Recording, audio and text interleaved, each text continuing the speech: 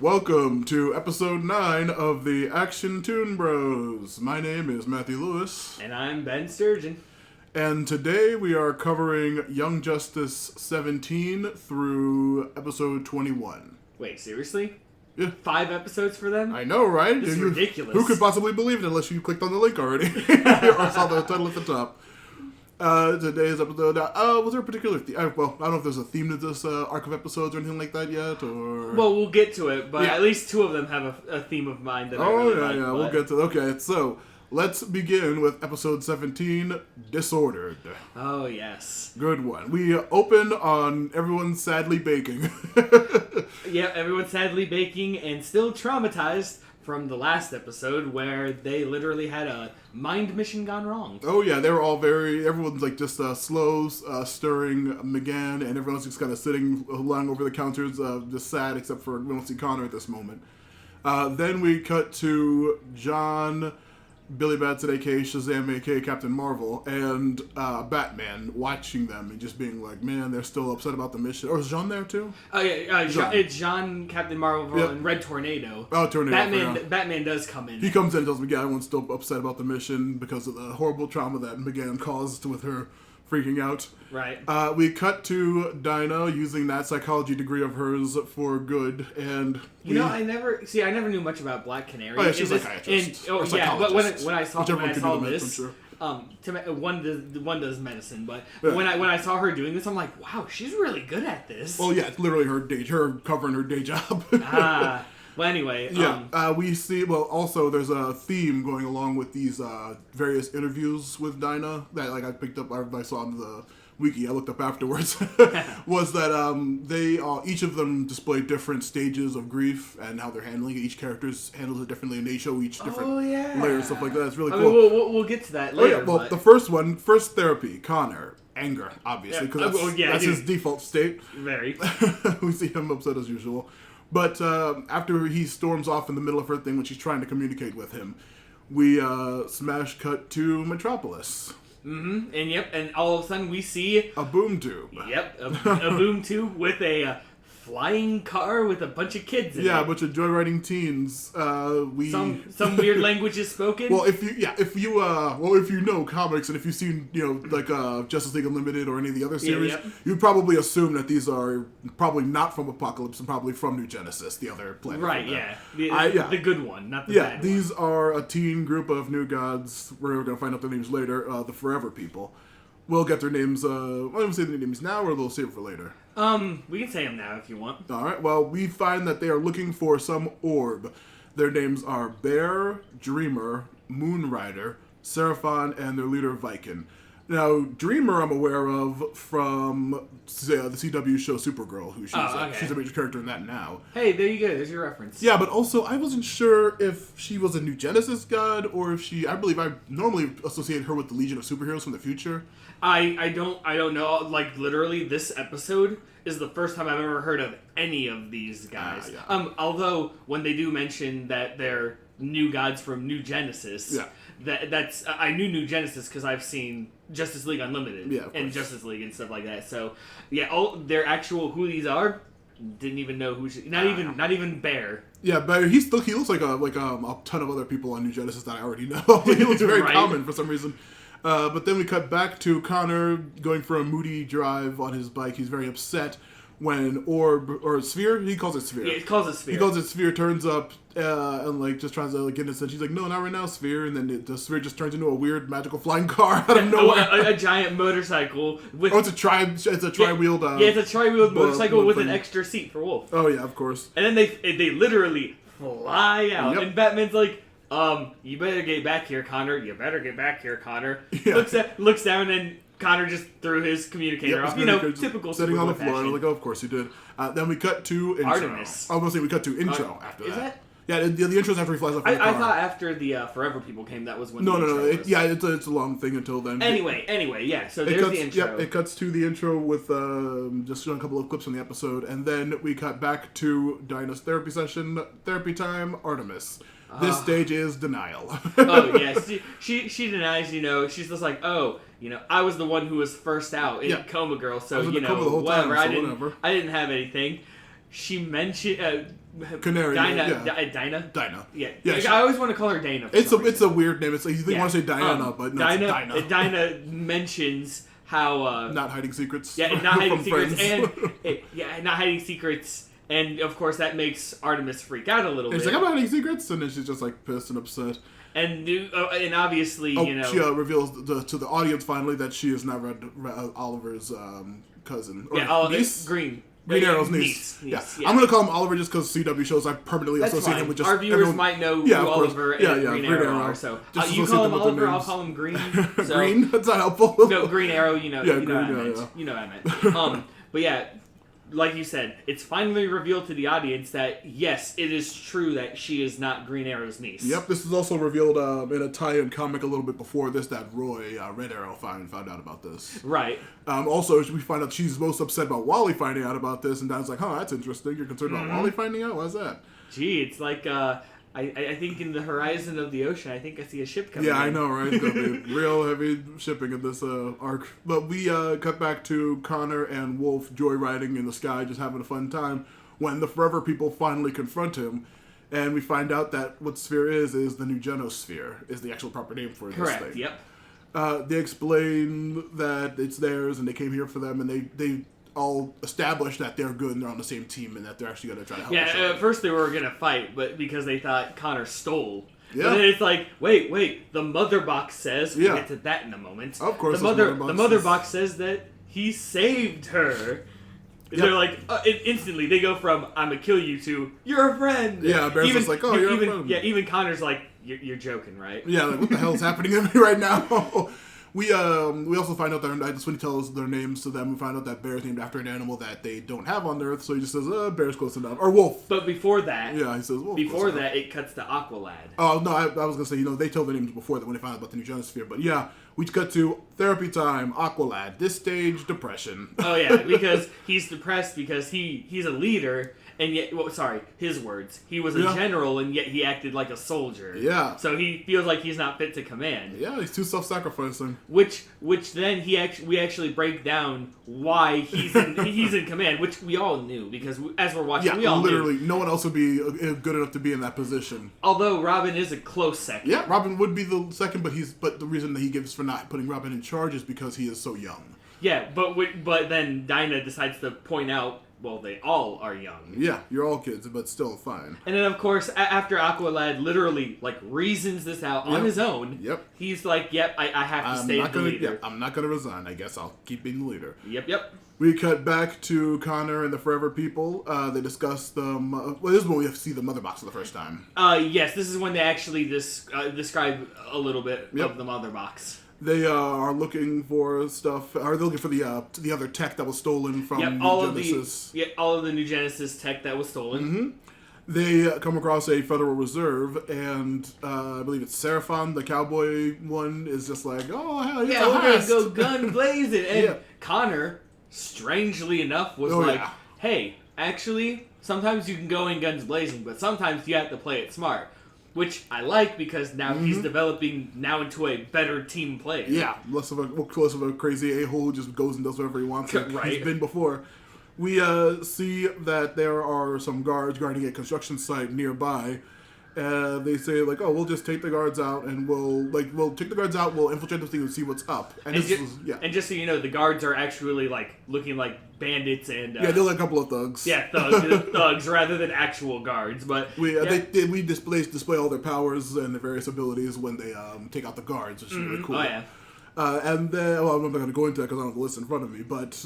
I can do that. Dreamer has the ability to, tap into people's mind, and actually, she can find out what's going on. Kind of like mind control, only not actually. Yeah, she's making illusions and stuff based on them. Makes illusions. She can also use that information to actually transform. The first group of thugs, she was transformed into one of the guys' mother. Oh yeah, that's hilarious. Bear is just super strong. Of course, you could have guessed that much. Seraphon the Gunslinger that's literally what he is. New God Gunslinger, of course, yeah. Moonrider is Moonrider. He just beams, I believe. Oh well, actually, I know Viking is magnetism. Yeah, magnetizes stuff. And which one's Moonrider? Moonrider is the other one who didn't speak the whole time. Oh, I don't think they really. Yeah, something like. I think it was just beams or something like that. Yeah. I don't think they really focused on. Yeah, he didn't have any lines, so he just didn't do anything. I don't know anything about. Yeah, but Viking is definitely all about magnetism. Yeah, and he's the leader of the group. Yeah, it's very vague. I'm not sure if he was doing magnetism or just earth or. But he mentioned specifically metal later on in the episode. Yeah, I was gonna say it's definitely magnetism because all the stuff that he does is with metal things. Oh yeah. Yeah, and it's just briefly shows that, and then they actually go into the hole and find out that the villains of the day are two people that I'm very familiar with from my favorite comic I'll never stop bringing up on this podcast, 52, and from a number of other things. I believe they're Metropolis natives possibly, or Gotham natives. Bruno Ugly Mannheim and Whisper Adair. This actual specific plot is very integral to 52 because these two are very important in that. But they are recurring characters in all DC lore and stuff. Whisper, I think, might have been new in 52, but Bruno's been around for a long time. He's been in, Batman, the animated series and stuff like that. Or, yeah, he's been in, a couple he's been in the animated series? He's been in, I believe it's either that or Superman. I can't remember if he's Gotham or Metropolis. I feel like I feel like he's Metropolis because I don't remember seeing him in Intergang Batman. Is the name of the gang, and they are, Intergang is a very popular DC mafia mob that have, run a ton of stuff, and they've been in the background for tons and tons of crazy adventures that the people have gone up against. But Bruno Mannheim and Whisper Adair are leading Intergang, and they have a ton of New Genesis. Or no, wait, is it New Genesis tech? They have the drill that was New Genesis and something else. Yep, they have a number of weapons that are apparently apocalyptic. Yep, I was gonna say. Yep, Whisper decided to reveal that it's from Apocalypse. Yep, the opposite planet to New Genesis. And for those of you who are new to DC, New Genesis is to life, where Apocalypse is to death. That's literally no. I have to specify anti-life. Yes, seeking for the anti-life equation. Right. Yes. Yep. Oh, wait, also, it's not 52 that they're from. They're from Final Crisis, which was the sequel part to 52. Okay. But, they are, the anti-life equation is what the goal of Apocalypse is. But, we'll get to that later on. Yep, because we have another therapy session. Therapy time, Wally. AKA Denial. Yep, once again, Denial. Yep. He's just completely chill and oblivious wrong. to What are you talking everything. about? Yeah. And he's hitting on Dinah inappropriately and just being a weirdo. And, Dinah's like, this happened, and Wally's like, I'm good with it. Mentions the death of Artemis, and that's when Wally actually, changes his... Of course, more... even in my notes I have more Artemis and Wally shipping here. Just laying the groundwork for that ship. I kind of want to, add in Just Kiss already to those two. It's going to be a minute for those two. Too much... I was going to say too much tension. Yeah, weird shippingness. Back to the fight. We see them continue to fight Intergang, but they realize they're being overpowered by the Apocalypse weapons, so they escape the tunnel. No. Oh yeah, they escape the tunnel to make it more out and open. Mm-hmm. And when they're chased by... we also reveal that the sphere, the Nugeno sphere, aka sphere, is actually a she, which Connor surprised about. Even Connor was just like, wait, that's a she? Yeah, I know, he's surprised. But yeah, then when Whisper and Ugly follow them out, and a few of the other thugs... All of the Forever people. Yeah, I feel like this is something that a kid's fan fiction or something. It's very bizarre. They all raise their hands with Mother Box, yell Taru, and they fuse together. I wrote they anime transform into. I was gonna say the anime transform. It's fusion, literally it's all. And they turn into a giant robot that literally has all of their powers. Mm-hmm. And that's when when Connor, after all this happens, Connor is like, they transform and then they fight. They easily defeat all of them. And apparently there's I-beams that can just teleport. They have I-beams and hand beams that just obliterate all the tech and just take it immediately and teleport it away. Yep, and then they can make boom tubes out of nothing. Yep, and all but that is when Bruno and the Intergang escape into a boom tube, leaving Whisper Adair behind. Yep. And that's when you find out that giant robot is known as, are you ready for this? Oh, yeah. Infinity Man. Yep. It's very bizarre. And then, they say, they explain that when they're together, they can put their bodies together to form Infinity Man. Connor's like, I hope I'm never that close with my friends. And then, Bear's these mortals are not always scared of intimacy. Yeah, lesser beings fearing intimacy. I'm just like, wow, that's very progressive for Bear. That's... And of course... When they're asking, one of them, I think Viking was like, so how come they have New Genesis and apocalyptic technology? They all stare at Whisper, and Whisper's like, I'm not saying anything. Yeah. Where Dreamer's like, yeah, I'll just read your mind. We didn't ask you. And this uses her amazing dream power, I guess? It's pretty much dream magic. That's all you need to know about her power. To reveal a weird, ugly-looking hooded man. Yeah. Anyone familiar with Apocalypse and the evil new gods would know this is Desaad. Yes. He is behind the weapons being stolen, and this is when we get the history on the new gods, Apocalypse and New Genesis. Yep, pretty much, yeah, and where you find out that Genesis is life, Apocalypse is anti-life. Yep. See, I got it right this time. Desaad is like the Apocalypse, God scientist and chief torturer. Yep. And his master is, and we don't even get to hear who it is because it's who could it unspeakable. Who could it possibly be? I don't know. I've never seen a single DC property before. Neither have I. It's not like I watched Justice League or anything. Or played that MK vs. DC game. but after that, that ominous little, oh no, we cut back to... Yep, Robin. Therapy time. This one, the website listed as bargaining. I wasn't too sure about this one, though. Yeah, I don't think any of them bargained. Yeah, he feels terrible. I guess when he's like kind of like, don't tell Batman. But he is very afraid and feels terrible about having the whole team die on his watch at the end.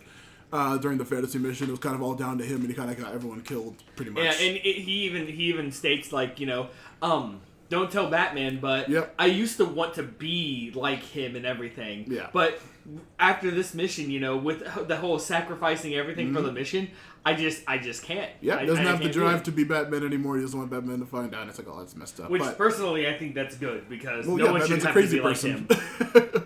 We'll get to that in a moment. But I don't know if Batman's... if he's like... I just mean like maybe later on in a different episode. I'm sure it'll come back. Oh, yeah, in the future it'll be recorded. Yeah, that's what I mean by that. Back to the Forever People, we find that the tech is in a big warehouse this time. Classic with DC no heat fare. signatures. Nobody's inside. Yeah, there's absolutely no one. We gotta be clear. Let's just go inside. They go inside, and lo and behold, the apocalyptic technology was masking Mannheim and Intergang, and they jump them, and another fight ensues. Yep, and then of course, as that fight ensues, the group is like, "Hey, we're gonna form Infinity Man." One of the seemingly random soldiers. One of the random soldiers turns around and opens up to reveal Desaad. And he drops another term. He goes, "Now, as they're transforming, throw the father box." Whoa, what could this be? Right. So what are they gonna do? Make a baby box? Right in the middle. Oh, shush your butt. Right in the middle of the big anime transformation sequence, Bruno Mannheim pretty much just tosses this weird father box into them, and they turn evil. Yeah, they go from like a blue and yellow and orange to literally just black, gray, and red, because that's what evil is. It's so weird. And then we get is this when we get the weird Wicked Witch of the West reference? Yes, because after the evil transformation, Desaad says, "Kill the boy and his little dog too." I'm like, are we serious here? I didn't write down the joke. I just wrote down the Wicked Witch of the West gag. Yeah, I'm just like, are you kidding me? So silly. But then, Superboy's getting ready to fight. Yep, we cut back to therapy session. This time, Megan. Hello, Megan. It's depression again. Yeah, well, but we also do get our hello, Megan, because hello, Megan. But only it's not the happy, cheery one. Yeah, it's just, hello, Megan. Jeez, of course she gets it. Dude, I don't know why, but seeing it's all her fault. Yeah, because it was all her fault. And as she's explaining all of this, it's hilarious. She turns Caucasian. Yeah, and but she's upset. It happens to just turn into that weird form. There's a normal Caucasian human. Black Canary's like, "Oh, you're turning white." She's like, "What?" And she freaks out. Yeah, she freaks out hearing like, that "Oh, she you mean white. Caucasian?" Yeah, I wonder what that could mean. Well, why would you freak out about that? That doesn't make any sense. Yeah, that was really funny. But then we see Black Canary. We find out Black Canary's had her ability since she was a kid. Right. Yeah, and because she was talking to Megan about being yourself, because her not being able to use telepathy is like Black Canary not talking, which she even mentions that she did after she did her first canary cry on her entire first grade. Yeah, kindergarten class. Yeah. I was like, oh wow, she has her powers that long, damn. Yeah, either way, that's when you find out, she's had those powers when she was younger, but just, be yourself kind of thing and all that stuff. Yeah, learn the lesson and don't let this bring you down. Exactly. I'll come back to Connor getting tossed around by Infinity Man. By an evil Infinity Man. Yeah, the evil Infinity Man. And as that fight ensues, Sphere turns into like a weird, a weird helmet. Yeah, a weird. It kind of hits him in the back. Oh yeah, no, first it turns into a weird bug-like thing and jumps on the back of Infinity Man's head. It stabs in the back of the neck like a weird earwig which or makes something. Infinity Man turn back to normal. Yeah, does it drop the Infinity Box out of it or does it split them up? Or no, it doesn't do any of that. It just turns it back to good. Yeah, and then weirdly enough, Connor jumps on top of it like a motorcycle and starts steering Infinity Man. It starts controlling. It's just like, wait, what? It's so bizarre. And Desad just nopes the hell right out of there, saying, "You'll all suffer," and throwing a weird grenade kind of thing. Yeah. That explodes and splits Infinity Man. Yeah, which is very important. I was gonna say there's the important one. And so all the bad guys are gone. Yep, Connor takes out Intergang and Bruno Mannheim. Did he just capture them or does he teleport them away? I can't remember what happened. I don't remember either, to be honest. I think he just knocked them out or something. Desad escapes, of course. The Forever people are saying, "Man, Connor, you did it. You saved the Genosphere." But the new Genosphere is broken, so they put the mother box on it to make it heal. And then they're like, "Hey, we're gonna take the new Genosphere back home with us." Yep. Connor's like, "No, you don't do that." And Bear's like, "No, you think it's just technology." Connor's like, "It's not like that. Yeah. There's tensions rising." He's like, "What are you talking about? Out with it." And then my favorite thing, the thing that made me laugh hilariously is, in anger, in passion, he just yells, "We bonded, okay?" Yeah, so it's a good growth moment for Superboy. And so the Forever people are happy because Connor got intimate with a machine. Well, their Forever people are bizarre, but they're new guys. They're above everything, I guess. So Connor gets to keep the what they call the super cycle. Yep, the super cycle. Yep. And last scene in the episode, cut to therapy time. Superboy. First you see Batman, Red Tornado, saying that they have to investigate not only the sphere a little more, but what Connor's report was. Oh yeah. So now they're gonna find out about Apocalypse and all that stuff, which is probably gonna lead to something amazing. Yeah, who knows? Then we go to therapy. Yeah, then we have therapy time. Superboy acceptance. Finally. Yep, we got acceptance, but we find that acceptance is a very bizarre one in the fact that we realized that Superboy, when everyone was dying and everyone was losing their lives, and even the superheroes, including Superman and all of his teammates, he didn't feel angry or sad. He felt at peace. Yeah, he felt at peace. He's like, I've always wanted to know what it's like to be Superman. Yeah. And all of that, I didn't feel anything. I felt more at peace than everything. Yeah. But you also find out, after he says that, he also mentions how can he deal with that guilt. Yeah, which is very important, and also from what we find out way later about him, this is a very telling moment that I hope they bring up again. I don't remember if they do, but it's very telling. And that is the end of the first episode. Very good one. I like the angle of this. It's probably one of the longest amount of notes I've written for an episode, I think, for a long time with this one. It was a really good one. I like how it literally... It didn't just it wasn't like, oh, the last episode, they had a traumatic experience. Mm-hmm. Next episode, it's another mission, everything's fine. No, I like that they dug deep into it. Oh, yeah. It was very cool. I really liked it. And seeing everyone, Wally being Wally, I wasn't bothered. And then mentions just one thing, and he's just melts completely. Of course, yeah, it was crazy. Just seeing every one of the kids, even Superboy, except for when he was angry at the beginning, because that's typical him. I just like how they dug deep. I like it when they can actually get deep in this. Oh yeah, it was good, and also I like the introduction of the new gods, the young new gods, the good ones. Yep, the young new gods. Yep. Yeah, that was fun. I had never heard of the Forever People group before this show, but I just know a lot of the new gods. Although, from Genesis.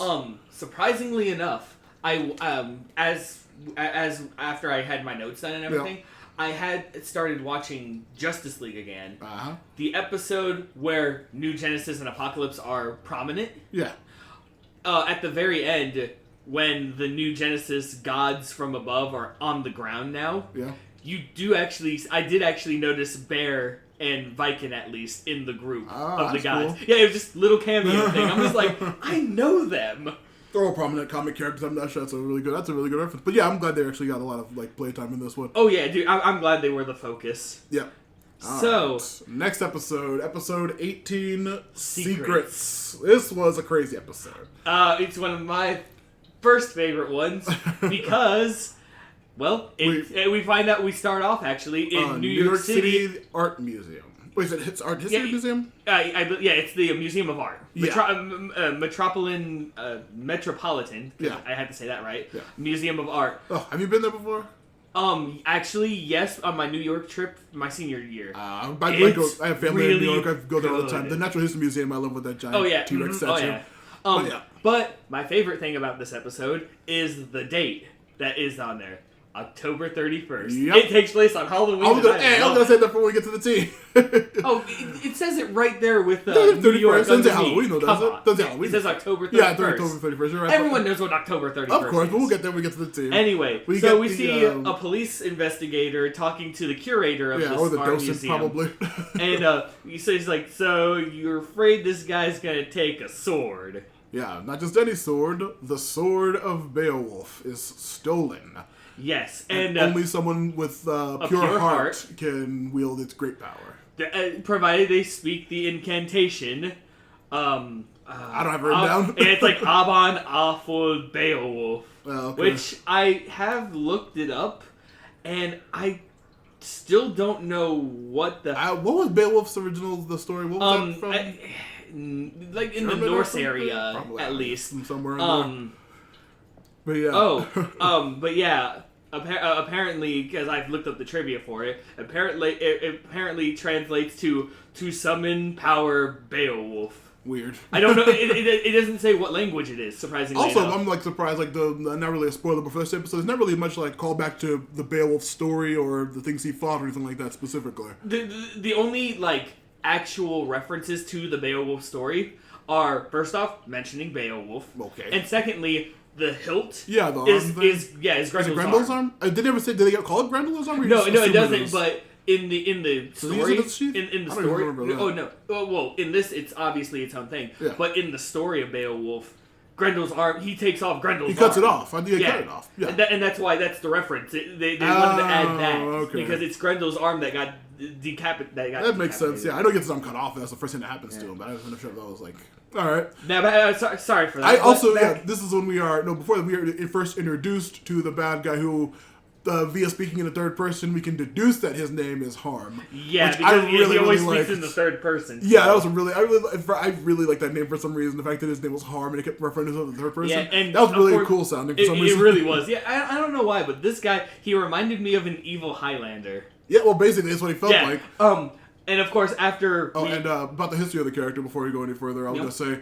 this is a DC character from Young Justice Comics, which I was surprised about. Really? This character was so weird and simple, and they kind of dealt with in just this episode. I wasn't sure if he was he actually was in some form. And it's pretty much exactly the story. Oh wow! Yeah, that's actually really cool. It's really cool, but he's like a very minor villain. But but we'll get more into him when we get more into his backstory. We find out that he can wield a sword. But all he needed was the words of power. Yeah, no, he needed a pure heart. And he needed to know the words to pull the sword. Yeah, he's like, I just needed the words. Which is exactly why he waited until the curator said it. Yep, and then he just whips out the sword, and did he knock them all out now? He kills everyone but the curator, because the curator's like, wait, only a pure heart can wield it. And Harm's like, oh... Harm's heart is pure. It didn't say pure what. Yeah. And then it proceeds to, as what we may think is, kill him. Yeah, I'm going to say harm him, but sure. Harm him. Ha, ha. Yeah, big spike in the audio there. And then we hit the intro. Yep, and then that's the intro. And then, after the intro, after we get a little bit of clips of what may happen in this episode, we are at Mount Justice. We hear some crazy howling first. At Mount Justice. Yep.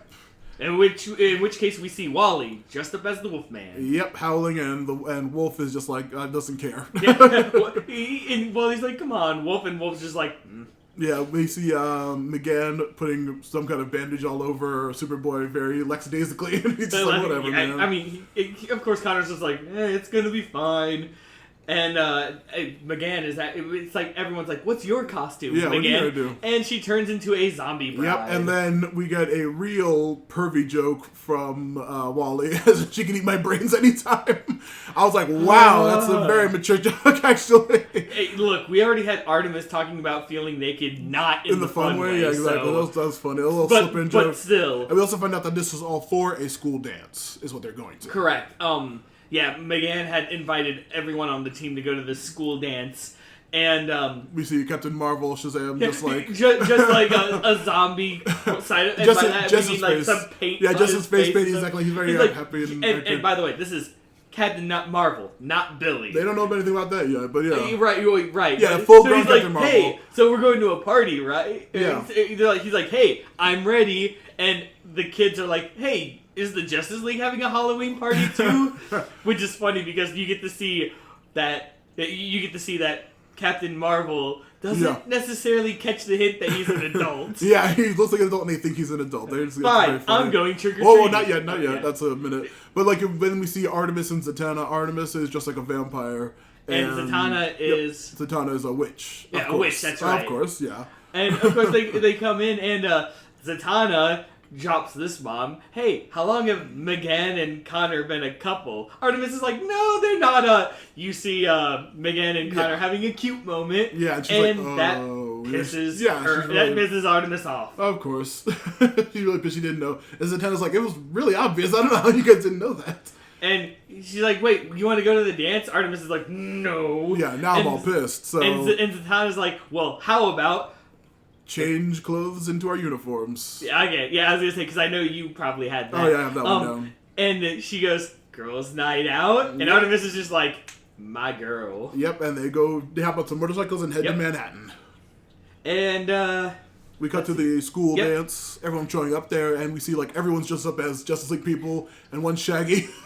Shaggy Doo. And one Shaggy from Scooby Doo. Everyone, like the actual Young Justice, we already told you are not. Oh yeah, they're all just like. However, it's only McGann, Connor, and Wally. Yeah, McGann and Connor go to the school. Wally does not. Well, right, but here's the thing: there's no Aqualad or Robin. To make note of that, we'll get that in a moment. But they all go.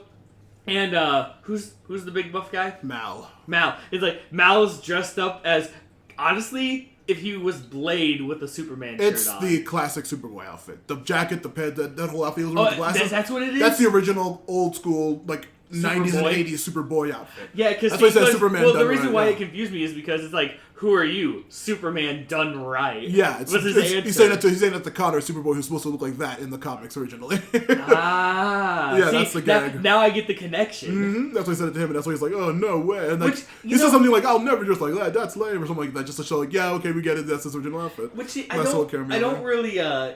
don't really get this city at all. Yes, I get it. Which city is this? I don't even remember which one. It's Happy Harbor. Happy Harbor? Yeah, okay, it's so Happy that's Metropolis. Well, that's Metropolis then. But so here's my point. Yes, we get it. Superheroes are a thing. Yeah. Every single person who's not a superhero is dressed as a superhero. Yeah, dude, if you lived in that crazy world where, like, crazy magic people were fighting giant demons and saving the planet every other day, of course every student's gonna be wearing those shirts every day in school, and every Halloween you're gonna be something like that. I mean, come on. Also, it's pretty realistic for, like, normal life, too. Yeah, I mean, you're right. It's kind of, it's so funny. And we also... I think it's just a funny gag, so, like, they can, just show, like, Connor being upset he couldn't wear his uniform again, just like in the first episode. Right. But Wally, because, as you said, Wally's not from that school, gets introduced to Mal, Karen, Wendy, and you see this weird guy dressed as Batman texting on a phone. Again. Or Marvin. Yep, Marvin. Marvin. Yeah, he was in the episode before. He's the him and that girl are the two, like, random people from the Super Friends animated series. Marvin, who's focused on Martian invasions. Yeah, everyone's getting an alert on their phone about Martian invasions, and then Snapper Car, of course, is just like, Martians are perfectly fine. It's, John Jones is a hero. What are you talking about? You totally missed what I said. What? His name's Marvin. Oh, that's going to come back later. Remember, at the end of the episode, that's relevant. Anyway, after we have that talk from, what's his name, Mr. What? Snapper Car. From Snapper Car, which, by the way, when I was watching Justice League, he's the main... You watched that episode? No, he's the main... He's like the main newscaster, unlike Cat. So, when I heard Snapper Car, I'm like, oh, this is what he was talking about. Yeah, that guy. But anyway, after we get that little thing from Snapper saying, Martians are good, they're not going to ever invade, we cut to Mount Justice where Batman, Red Tornado, Roy, a.k.a. Red Arrow. Yeah, Red Arrow. Robin and Aqualad are talking about the mole. Yep. And of course, Aqualad's like, look, I know it's not myself, Robin, or Wally. We were like the original three. Yeah, but also he says, like, I don't think there's a mole at all. I think it's sports messages being stupid or being lying. Right. And of course, actually, you're right, because that's when Red Arrow's like, yeah, you two are above suspicion. You two and Wally are above suspicion. Yeah, you two and Wally are above suspicion. But what about Artemis? Brings up the fact that she's not... she's not Oliver's niece. And then Robin's like, yeah, of course, she's actually... And then, like, Batman stops him. I'm like, whoa. Yeah, Aqualad was surprised at this, but Robin was just like, well, yeah, she's in... And Batman's like, hey... She may be one of our friends, but she is allowed to have a secret identity. Yeah, too. That was really cool. It's funny that Robin introduced who she was already, and it's like weird that he knows. Or maybe. No, I think he knows specifically who she is. He is Batman's sidekick. Of course, but he's smart. He's the smartest one in the group, I think. Yeah, pretty much. To be honest, and they also deduced that Megan couldn't be because she actually is Jean's niece. But then they point out... Yeah, and then Roy points out that, Jean has like 500 nieces and nephews. Yeah, he's like thousands. They were like... And then also, he's only known her for 5 months or something like that. 5 months when she stowed away on his ship. Yep, on a trip back from Mars. She just showed up in there. Yeah, so we learned about that. Mm-hmm. And then we also get something from Batman saying maybe, we don't know much about Connor because all we did was we got him out of that Cadmus pod. He could be the mole and just not know it. Yep, and we don't know. They're still questioning that whole situation. That's when we cut back to Artemis and Zatanna rolling up to the art museum and seeing it was attacked. As they're like taking care of little crimes. Before that, they're like, "Oh, it's already been attacked. Well, let's go find some action." They drive off, and then they start to do a bunch of little side missions, helping people in distress, helping people getting attacked in the park or in alleys. It's a very cool little montage of them just being, and then finally they get their shit blown up by Harm. As he's been watching them in the shadows the whole time they've been doing their side missions. Which is weird. Yeah, he's a weird creep. and of course, Harm being Harm and speaking in the third person, everything that is not him is an it. Yeah, Harm is... I really like what a crazy a-hole Harm is. He's so crazy, such a weird character. He was odd, but I really liked him. I really liked him too. Like I said, he's like a evil Highlander with a sword beam, apparently. He talks crazy and he's so bizarre. It's really good. But so he starts attacking them. He really handily beats them too. First he says, he's like, with your fighting styles and your appearance, I'm judging that you are Green Arrow and Zatara's sidekicks. Yeah, he deduces that like almost instantly. Yeah, and then he's just like, good, I'll take you guys out to practice for when I take them out. And they're like, okay, well, we're going to take you down. Because, like, Zatanna's like, no one threatens my father. Right, yeah. She's like, excuse you, no. It's really good. And then, like the man Matt said, they get soundly pounded. Yeah, they are getting destroyed by this dude. He's insanely powerful. When he blows up their motorcycles. Yeah, blows up the motorcycles, just is, like, mocking them as he fights. And as Zatanna is on the ground, she looks in a random alley, and there's a weird little girl just, like... Yeah, beckoning them towards the alley. Beckoning them. And Zatanna's like, yep, we're retreating. Artemis is like, yep, they run. Artemis sees the girl, and he's like, who is she? And he's like, do you care right now? Yeah, is this when she says, they ask her what her name is, and she says, first time? Yeah, they climb up on some roofs, and then Zatanna actually gets there, and she's like, hey, who are you? And the little girl, all she says is, secret. Yep, and this is where, no spoilers, I guess. Well, a little bit, not really. This is when we find out, in the actual Young Justice comics, Secret is a member of their team. And Harm's story is the exact same as it is, and her situation is the exact same as it is, and but she's actually a little more powerful in the comics. I think she has a couple more different powers. But they're comic characters, and he's the Harm is her brother and everything. Villain and everything like that. No spoiler for that, but we'll get there eventually. But I actually didn't know that she was actually on the... Yeah, she actually has, like, powers and stuff. We find out about when her deal is later. Right. But this is when we cut back to the school, and the Martian invasions rumors are getting more and more frequent. Yep, and to the point where all the power turns out. Yep. And, like, backup red light generators. Yeah, it's always a weird thing. And that was weird. And of course, everyone's getting a text saying, oh, there's a Martian invasion. And there's even, like, on the PA system, you get, like, this deep voice saying, like, stay in here. This is totally not a Martian invasion, and blah, blah, blah, blah. Yeah. And everyone... That freaks everyone out, of course. Everyone's like, we're getting invaded.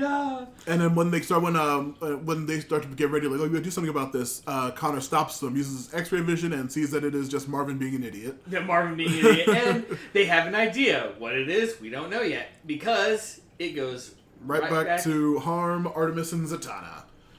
This time they fight on we missed something on the rooftop fight. I was saying the fight starts now. No. This is after the team them finding out it was Martin. This is when Artemis challenges him to a one-on-one fight because he keeps beating them still. Oh yeah, that's like right. I don't need my power. For some reason, I thought that was all. It's okay. now. Okay, that's good. But yeah, like Matt said again. Yeah, Harm they start to beat them handily with the sword, and he's just like they're like, oh, fight me. He's like, you think Harm needs a sword? And he puts the sword down. And Artemis takes off her bows, and then she tries to fight him, and of course he still beats them. And Zatanna tries to take the sword, and it doesn't work. Yep. And even Harm's like, her heart is not pure. She couldn't take the sword. Me. Yep. And then they decide, okay, we're not going to beat this guy. So they continue to run and jump through buildings as Secret continues to goad them and like beckon them towards somewhere. But Harm starts getting a little frustrated. Yeah, he's like, what are you guys doing? And we see in the background Abel's House of Secrets in the background of the situation. But then they land on a roof, and then Harm very angrily lands and says, "What are you doing at Harm's house?" And Harm's like, "Place of residence." And they're like, "What?" Yeah, and they're like, "Wait, what? This is your house?" Yeah, and this one he's like done playing around. He just knocks them both out. Just knocks them out completely. Yeah. Then we go back to the dance. Yep. And where we see a few kids trying to leave the dance. Yep. And Marvin's like, I've got orders to make sure nobody leaves. Do you want to be Martian Chow? Yeah. And then the kids go back in, and Wally's just running. They're coming! The Martians are attacking! And Connor's like, there it is! It has disintegrator beams. Yep. Where we see Wally seemingly get blasted by something and disappear. Right. And then we reveal a Martian. Marvin the Martian. Yeah, a tall Marvin the Martian with green glowing eyes, wielding a weird like... It's his normal laser, I think. His laser gun. Yeah, but also it's making Godzilla noises. Sounds. Yeah, I wrote that down. It's like Godzilla noises. That's and of course, this makes Marvin... Freak out. Which, by the way, kids, Marvin worrying about Martians. Yeah, there's the punchline. Yeah, that was the punchline set up earlier. He runs in. Marvin runs in. And he's like, "Oh, the Martians are coming!" And everyone's like, "Well, yeah, we know." He's like, "No, I mean they're actually here." Yeah, that was a trick before. They killed 2 guys. And McGann's like, "What 2 guys?" Yeah. And Marvin points at Connor and Wally, saying, "Those 2 guys." And everyone's just like, "Wait, what?" And yeah, Marvin finally figures out, like, I got caught. Everyone figures out it's a big, dumb, stupid gag. And, of course, and hilarity ensues with that, because he's just like, trick or treat? Yep, it's a very funny end to that storyline is a very funny end to it. Now we cut back to Zatanna and Artemis tied up in chairs in some kind of abandoned house. Yep, and Artemis wakes up, and Harm's like, okay, now Harm will interrogate it. Yeah. What? How did it know where Harm's house is? And blah blah blah. And we see that they're in separate rooms, Zatanna and Artemis, and we have like a weird like Saw TV screen looking at the other, like in Artemis's room, looking at Zatanna. Yeah, and we see like Artemis says, "Your dumb partner tricked us into coming here," and he's like, "Harm doesn't have a partner. What are you talking about?" Now Harm works alone because Harm's heart is pure. Yeah, and then we cut to Zatanna's room by herself tied up, and we see Secret show up, and we see her trying to mumble some kind of spell, but she can't because her mouth is covered up. And we see Secret come over, and she's like, "Oh no!" And then Zatanna's like, "Oh no, again, not you again." And then Secret lets her out and says, conveys that she's not working with him. Secret takes off the tape so that Zatanna can use the spell. Well, to get out of the ropes. Yeah, and then of course, like you said, she's like, "Wait, not you!" Blah blah blah. Looks in the room and finds a picture of Harm and a girl that might look like Secret, or very very similar to. And she's like, "Wait, this is your house? You live with this guy?" Yeah, exactly. This is when Harm finds out that she's Zatanna's escaped, and he goes into that room where they slip into free Artemis. Yep. And after they free Artemis, Artemis is, annoyed that Secret is still showing them ways. Wait, she betrayed us, and Zatanna's like, I don't care, let's keep going. Oh, yeah. And Harm is upset. Oh, yeah. To the point where they get into the kitchen, and Artemis shoots an arrow at Harm, and Harm grabs it. Yeah. And, it's like, whatever. But you hear, like, a little hissing sound, and you see Artemis left the gas oven open with the gas going. He's like, and, you little. Oh, that little kaboom! Yeah, blows up the house, and they jump out into the backyard, where they end up face-to-face with a gravestone. Who's on the gravestone? I believe it is Greta something. Greta. I have it in my notes here. I have the same last name as Harm, whatever. I can't remember what it was. I just put it as Greta. But it's like, but you find out that not only is it like Greta who, said, Harm comes in and says that they're in his sacred spot. Why are you in Harm's sacred spots? And then they're like, what are you talking about?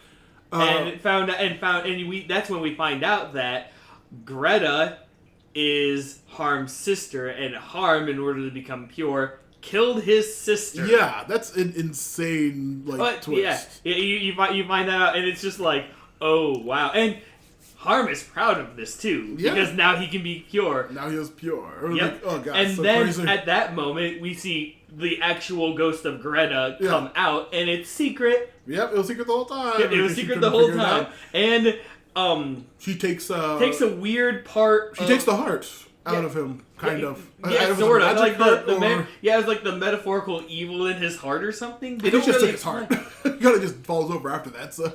Well, he does. He can't wield the sword anymore. Yeah, well, yeah. So I think it's just like the pureness that the sword was using to work. I guess she takes it out of him. Because after he's like, oh no, I don't need my pureness. Starts trying to wield the sword. It turns as if it turned to lead. Yeah, he literally. The arm literally grabs the sword. Yeah. And then Harm's like, I don't need the sword, and Artemis... Is he not speaking in the third person anymore at this point? Or is that... He actually says, I don't. Yeah, and then, of course, Artemis just handily just kicks his ass very easily. It's very funny. Yeah, and then, of course, Zatanna, being the kind-hearted soul she is like, hey, we're going to give you a proper burial. And Greta's last words are... Secret, because that's all she could ever say. And she goes down into the guy, and then they look over and see the Abel's House of Secrets. They see the lights out through the crack in the fence, and it just says Secret with the lights. And then that's like, oh, it must have been the last thing she saw. And it's like, oh, that's a dark note. And then the episode just kind of ends on that. It ends on that.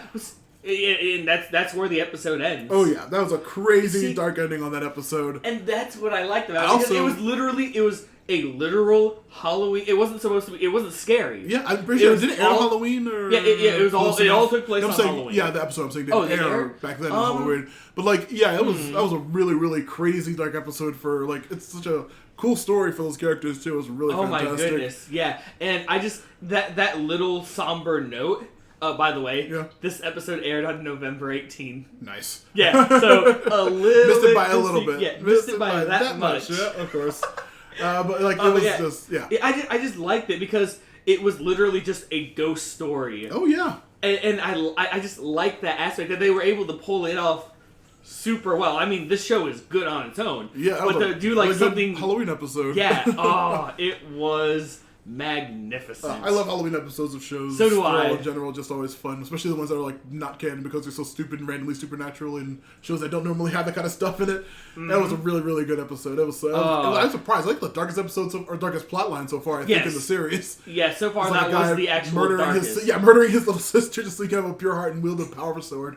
It's so bizarre. It was completely crazy. But yeah, their situation in the comics is pretty much the exact same. She's on a team. She can pass through the world of the living and the dead and communicate with spirits and stuff. That's her contribution to the team normally. I don't think the character ever comes back on the show.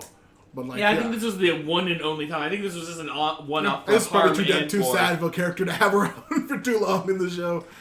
But speaking of crazy, bizarre stuff, we can get to the next episode, the 19th episode, known as Misplaced. This one is one of my all-time favorites. It's a really, really good episode. It really is. It's also I think it was also a similar plot in an episode of Justice League when they were all turned into kids. Yes. Reminded me that vaguely. I do remember. Actually, I just got done watching the episode before we texted today. Oh yeah. Yeah, the one with Morgana and Morgan Le Fay and Mordred, where Mordred's like, I don't need mothers, we don't need adults. But in this one, we start off on Roanoke Island, now, where we see... I'm about to say Roanoke made me think of American Horror Story Roanoke, the season about I knew you were going to go there, actually. Yeah. Is Roanoke a real haunted place? I feel like Roanoke Island? Yeah. Or not Roanoke Island. No, Roanoke. Like the Roanoke area. I think it actually is. It has to, because there's like so much stuff around that in the series. Oh yeah, because American Horror Story is really good about knowing that stuff. No, yeah, but Roanoke Island and a big fat crossroads, and I was like, oh, I know where this is going. It's a magic episode. Right. And we see in Roanoke Island the best villain in this entire thing. Fight me, Scrub. I will, dude. Black Adam destroy Clarion, but whatever. Clarion. Yep, the witch. Thanks for spoiling that. Oh yeah. And you challenged me first. we get a very. he has a weird magic stone with him. Right, but first we get like a very tired, like annoyed Clarion going, "Can we go here?"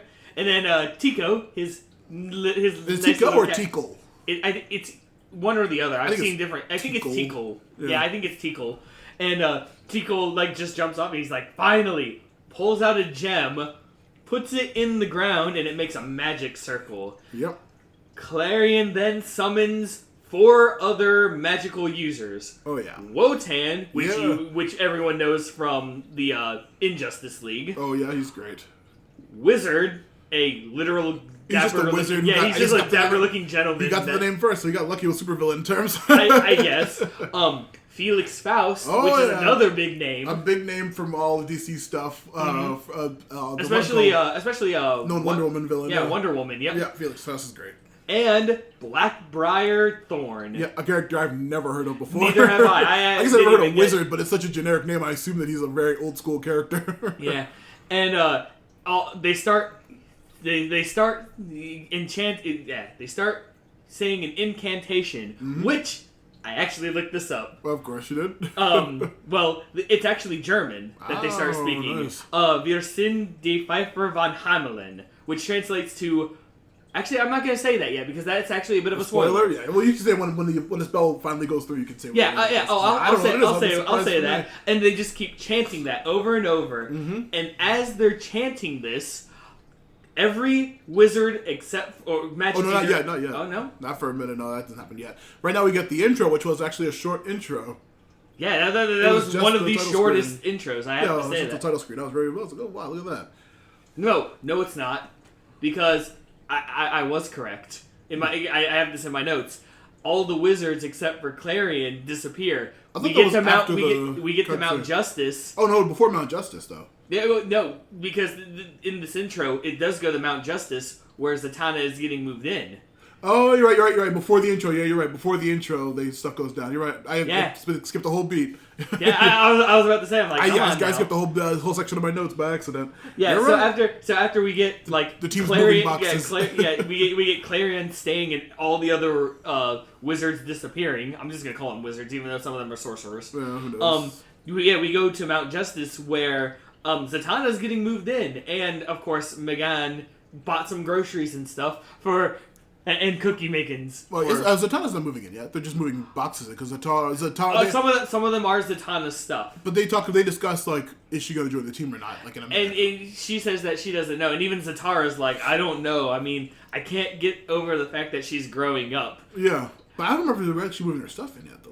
Was it her stuff? I thought it was just like supplies and junk. Some of it was supplies, and I think they don't necessarily say what it is, but I feel like it also is some of her stuff as well. But either way, as Zatanna is like, I wish my dad would just give me some space. Batman, Zatara, Red Tornado, and a lot of the Justice League members vanish, disappear suddenly, and then we hit the short intro. I skipped my whole doing notes. We cut to Fawcett City, where Shazam's family is at. Yep, and we actually see Billy. On the news. Yeah, we hear on the news. This one we hear on the news first? No, because Billy, at first we talk about how Shazam took care of 2... Ibeck and Sobek. Sobek, I freaked out, of course. Can you guess why? What Sobek is? What comic? Hold on a second. Those 2 names that they said, what were they again? Ibeck and Sobek. They sounded very Egyptian, so I had a feeling that it had some connection to... Black Adam. Oh, well, not really. They're Monster Society of monsters. But and let me guess, is it... Are you going to say 52? Of course. Yeah, Sobek has a very, very, very major role in that. And I was like, Sobek, I did this. I got to check if this show was airing when that comic first came out. But, like, of course, I love Sobek. It's a very fascinating character. Yeah. And, of course... Yeah, and while he's watching the news, we see, is it Billy with him? Billy's with his uncle? Billy, not Shazam. Yeah. It is with his uncle Dudley, which I found out that's his name. Yeah, he's a character. And as you know, as the news report, as Cat is Grant, Cat Grant is like, oh, Shazam did all this cool stuff. Dudley's just like, I'm proud of you. Disappears. Yep, and he looks at the TV. Cat Grant's also just disappeared. Yep, and then Billy looks outside and he sees a bunch of the kids like, where's mommy? Where's blah blah blah blah blah. Yep. And then we, and Billy's just like, something's going down. Yeah, something's up here. We cut back to Mount Justice, where they introduced that everyone over the age of 18. Yeah, 18 and older. Yep.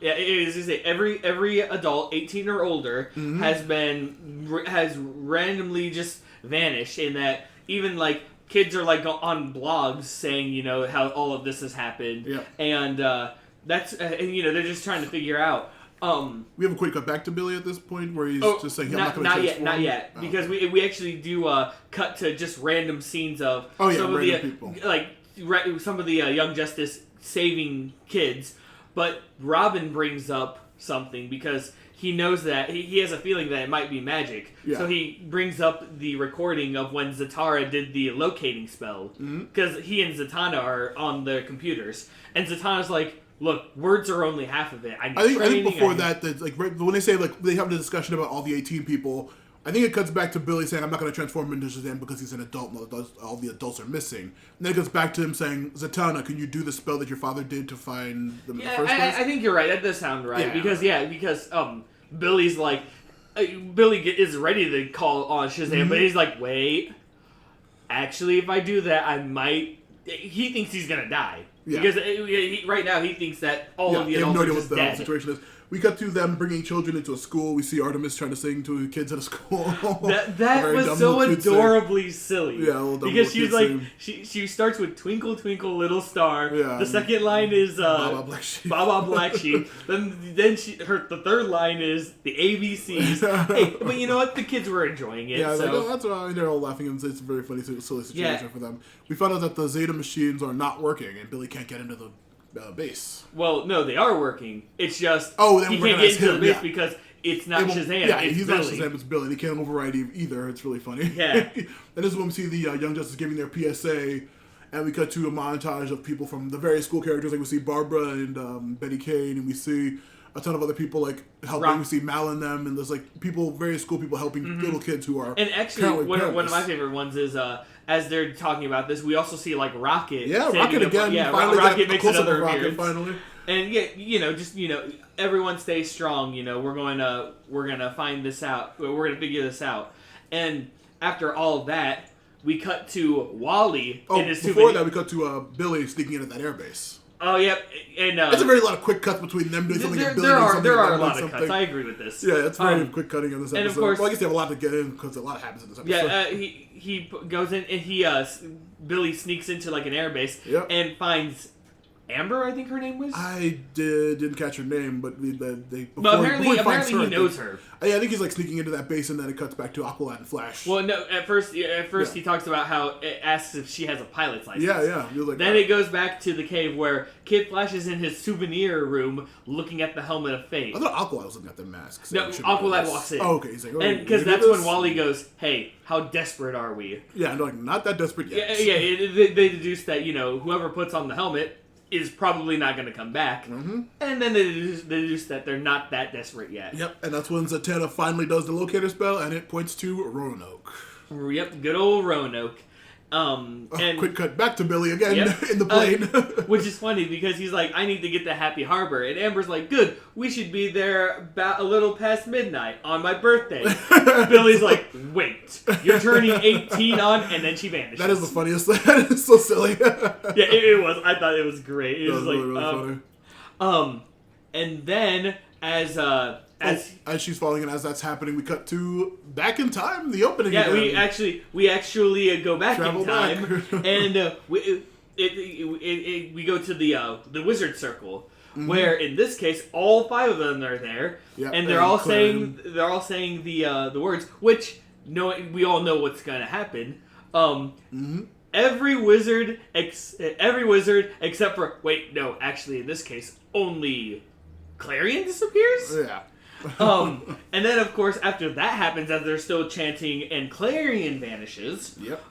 We go back to when Zatanna's like, man, I wish my dad. No, actually, we go to Zatara, and Zatara's like, I can't believe she's growing up. I don't know what I should do. All of the kids vanish. Yep. And what were they saying? That crazy incantation. Ah, yes. As I stated before, the incantation is Wir sind die Pfeifer von Hamelin, which translates to "We are the Pipers of Hamelin."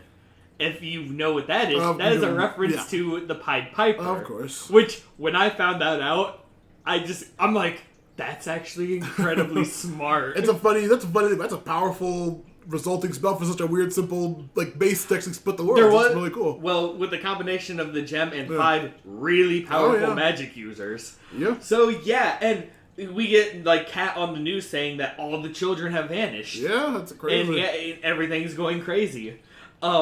And of course, we have a group at Star Lab. Yeah, for some reason. One random guy is large blonde man.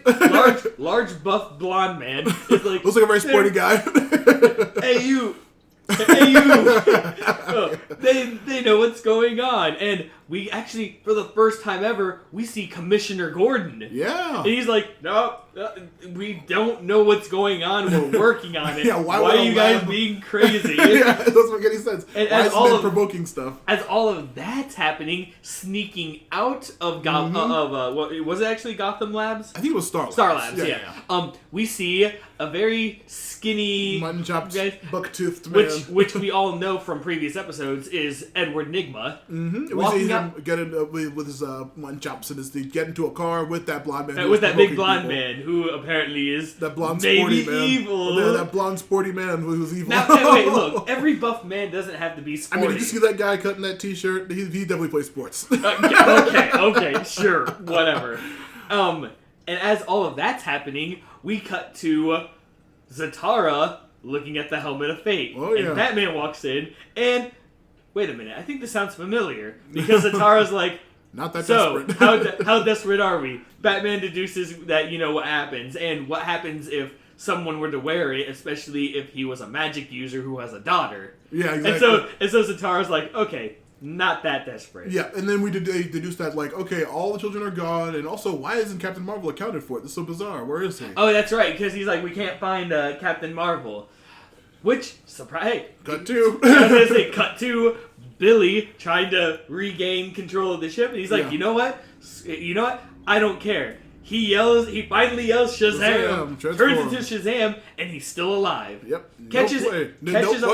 No plane. He transforms and there's no plane around him. What's going on? No plane, and it's just him.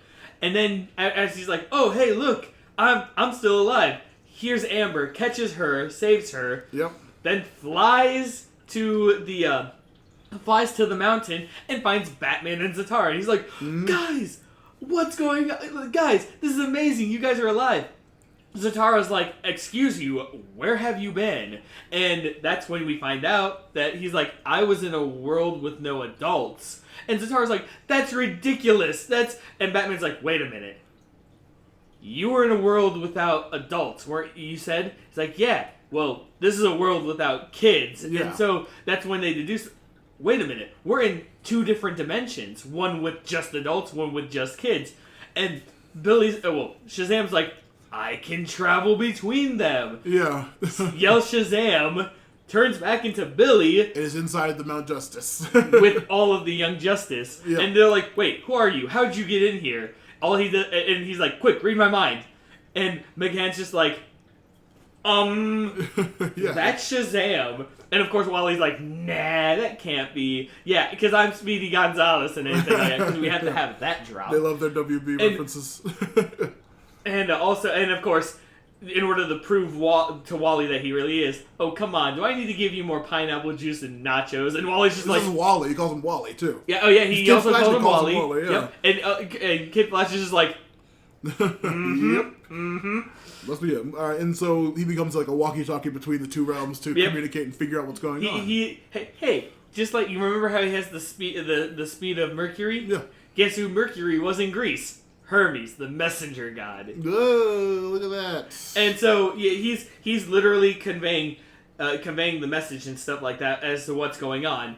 Ultimately, because it doesn't want to keep cutting through. Yeah, of course. We get a plan where the kids had already found out that Roanoke Island was where everything is. Yep. So their plan is to go there, both of them at both dimensions, and try to take care of the magic at the same time. Yep. The Young Justice team is going up against Clarion and Tikal, and then Shazam, Zatara, and Tornado are going up against the other four wizards. Wizard, Felix, Blackbriar, and Wotan. Yep. I love saying Wotan. It's so cool. I don't know the character at all, but I love saying Wotan. Yeah, I know. It's a really cool sounding name. He kind of actually looks cool, too. He looks cool, and he has a really cool name. I'm sad I've never read anything with him. So, after all that, everyone is going to the prospective areas. Deal with their Clarion is a brat. Because Clarion always is a brat. Of course, that's his default mode. Yeah, and he's like, no, don't do this, And of course we get to the other group who get to like Wotan and the others, and they start fighting. It's an all-out brawl in 2 different dimensions. Yeah, it's a very cool fight, but the Wally mentions, hey, last time we fought Clarion, when I had the helmet, he attacked the cat. In which case, Artemis goes to shoot the cat. And Clarion, being a Lord of Chaos, is like, haha, ball of yarn. Yeah, and then, of course, transforms Tikal into a giant saber-toothed tiger. Oh, yeah. Smilodon, to be specific. But yeah. Well, right, because you did know all your dinosaurs. Yeah, prehistoric creatures. Animals. Thank you. But yeah, it's and really then, cool. Of course, as this is all happening, so somewhere along the line, I think Zatara figures out, it's the gem. We need to actually destroy the gem in both worlds. So did they succeed in that realm too? Shazam's like wants to stay and help, but they tell him, no, you go back and tell him. You go back and tell him. And Shazam's like, okay, fine. Turns into Billy. As that's happening, Zatanna's doing something weird with a rock, trying to make something warp in. Yeah, she's trying to help, and she says like, "Helmet, reveal yourself" to it, and it just hurts. I was like, this whole time I didn't think it was the real helmet. I thought it was like a rock made to look like the helmet, but no, it's actually the real. I was like, what's the surprise? Yeah, apparently she was like doing some teleportation spell to make the rock turned into the helmet. Yeah, which actually, when she says that spell, what she says is "Helmet of Fate, reveal yourself." Yep. And so as that's happening, Billy at first was gonna yell it, but McGann's like, look, you're telepathic right now, so, and he's like, oh, it's the gem. Zatanna goes, that's all I need to know.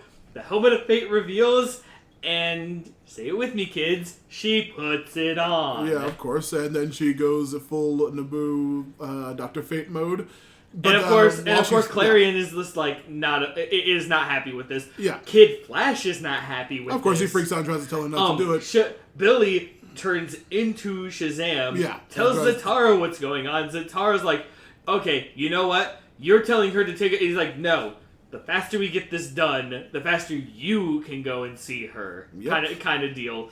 And as Dr. Fate and Clarion are fighting, Dr. Fate seems to be having some trouble. Yep, he seems to be split between the two worlds and unable to defeat Clarion, but eventually the team, along with Dr. Fate, managed to stop Clarion. Yep, and as well as, the other Clarion, group. No, the other group I think gets caught by them, but Clarion, of course, escapes again. Well, I was going to say, because remember, they both destroyed the gems at the same time. Yeah.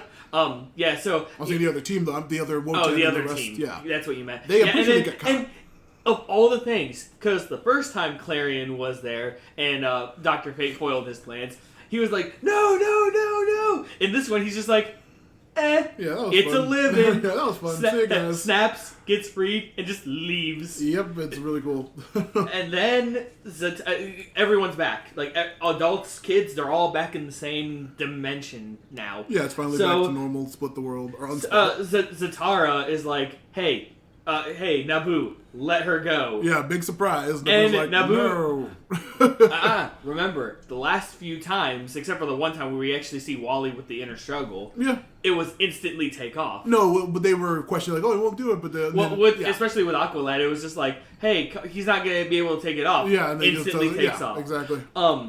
This time, Naboo was just like, no, I'm keeping her because she's high with magic.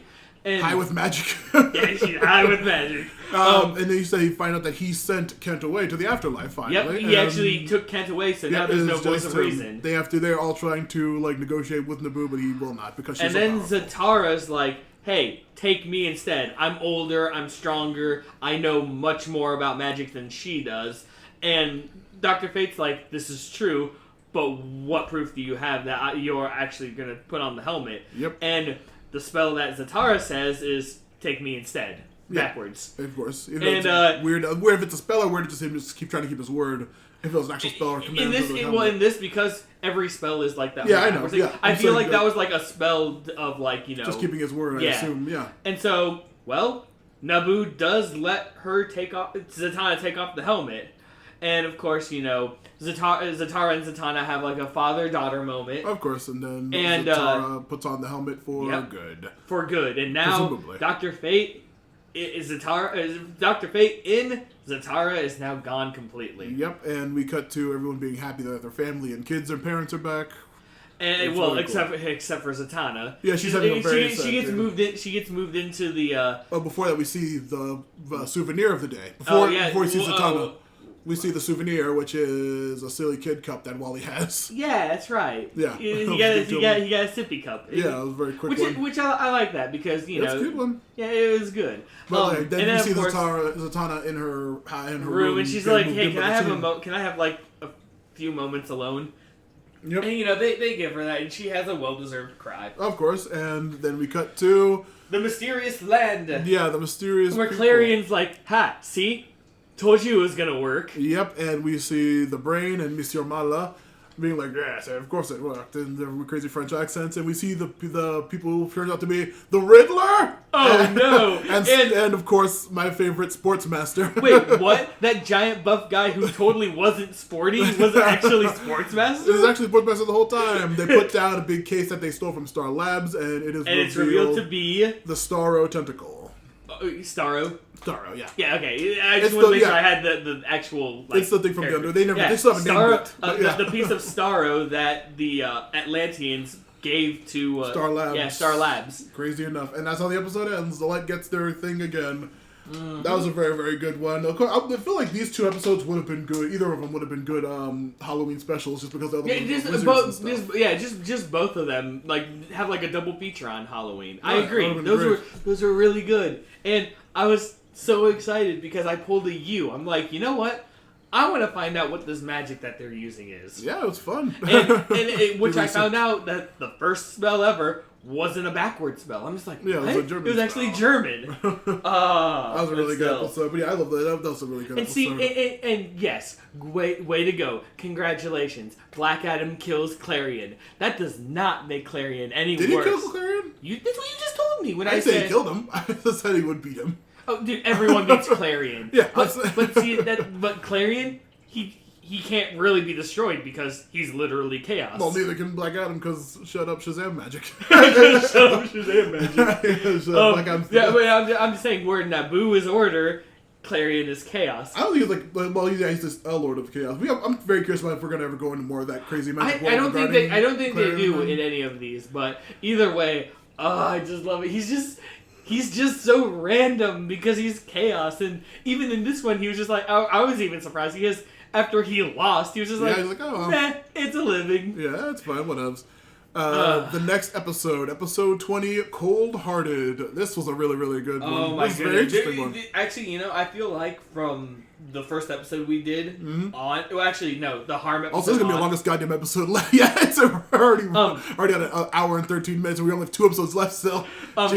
Starting with the Harm episode. Yeah. From now until like maybe the end of the season. I feel like every one of these episodes are going to be like really good. Yeah, these are really fantastic. This one opens. Oh, also to say, this episode is a Wally focused episode. He's probably my least favorite member of the team, but I really like this episode. That's all about him. Yeah, I was gonna say I agree. Wally's like the less because I really wasn't a fan of the Flash. Sorry, I don't mind the Flash usually. I think Wally's not the best, but I think Barry Allen, just because I'm a huge CW, the Flash, not huge fan, but I like it enough. I think that Barry is a really, really good Flash, even though he's not as funny as Wally always is. But, like, I think that, I'm in this show, Wally, I'm not very interested in, and he's, like, my least favorite member of the team, probably. Well, speaking of which, we might as well start with we're gonna start Central with, City. Yep, we open on an alarm clock, and we can obviously hear Wally's the person who's behind it, and he slams it off. We find out it is his 16th birthday. Oh, yeah. And forgot to mention, it's snowing. Yep, and it is snowing outside, and also he's like, yeah, my 16th birthday, and we also find out he finally got that cast off. I completely didn't notice when he had it on. It was so small the last couple of episodes. We see him eating his... Yeah, we see his parents, who are voiced by Cree Summer and Stephen Bloom, two huge voice actors. Who are, Wait. And a number of these characters. Wally's dad was voiced by Bloom? Yeah, you didn't hear that? And you hear mom was like Cree Summer? I missed that. You didn't hear Cree Summer and Stephen Bloom? Like, those both of you are very prominent in this episode. See, I'm more disappointed that I didn't realize it was Bloom. He voices the character, another character in the episode. Like, they both voice multiple characters because they're both the huge voice actors around. Right. Well, anyway, we see Wally. Yeah, Wally's having a snow day from the school. Life is going snow great. Day. He's like, and apparently he keeps hinting about a surprise party. Maybe. Yeah, he keeps knowing that he's going to have a surprise party. We see that he's also what he wants for his B-Day is a B-Day kiss from McGann. Being a little weirdo again. Being him. Yeah, we actually do cut to him going to Mount Justice. Yeah, we see him trailing off, but as we pan up to the air, we see a giant evil weather machine spraying snow all over the yard. And then we cut to the very short intro once again. I'm curious if it's just what we're watching it through, or if it's actually like they actually did the intros for these episodes. If they're going to cut it short from now on. We see Wally arrive inside of the Mount Justice immediately before the Zeta portals say they're shutting down due to extreme weather. Yep, due to extreme weather. Wally's like, I made it just in time. Mm-hmm. And then, of course, he walks over and surprise birthday party. And he's like, what, for me? And everyone's like, yeah, whatever, you wouldn't shut up about it. You wouldn't shut up about it, come on. Yeah, we see him getting birthday presents from the gang. We see him continue to really heavily flirt with McGann, and it's really making Artemis jelly, of course. And then, of course, after McGann gives him the birthday kiss on his forehead... Yeah, he's very upset about that. And of course, Robin is like, okay, look, someone needs to make sure that Robin's heavily hitting on Zatanna before then. Now, you know what's so funny? When Wally does it, McGann's just like, eh. When Robin does it, Zatanna's just like, hey. Yeah, because Robin's the best at that, and he's just really flirty. He really is. It goes into his Nightwing character way later in every comic and every series. He's a huge fucking flirt who sleeps with everybody. But we see that Artemis, finally tells... Oh, yeah, like... Artemis is upset because, Wally is getting all like, oh, McGann. Yep, so and of course, someone's like, yeah, someone should let him know that she's dating Connor. Artemis is like, step aside. Yeah, let me do this. I got this. And of course, all we see is Artemis, like, saying something, and Wally's just like, oh man. No, we see him, like, she's saying to him, he's not sure if he believes it, and then he looks over and they're like being Connor and McGann are being incredibly cutesy, as they always are. Yeah, and then he's like, oh yeah, man. That sucks. That is when we get a call from Batman regarding a winter mission. Now, put on your winter outfits, put on your winter outfits. There are 5 flying fortresses that we need to take out, and they deduce that there might be the weather villains on them. They're not certain yet. Right, and what the missions are is some of the Young Justice team are going to be fighting alongside the actual Justice League. They're all super hyped for it. Super hyped for it and everything. Aqualad gets to help out with Aquaman. I was going to say, Aquaman and Aqualad, Flash, Batman, and Robin are all on one of the machines. Superboy, Black Canary, and Tornado are on another team. The other one is Artemis, McGann, Zatanna, Green Arrow, and Jean are on the other one, and then they said various other members like Wonder Woman, Captain America, are going to be handling the other ships. But wait a minute. Yeah, I know. What about Wally? You mentioned Aqualad and everyone, but what about Wally? Wally has an incredibly important mission. He has to go, I believe it's from Boston to Seattle.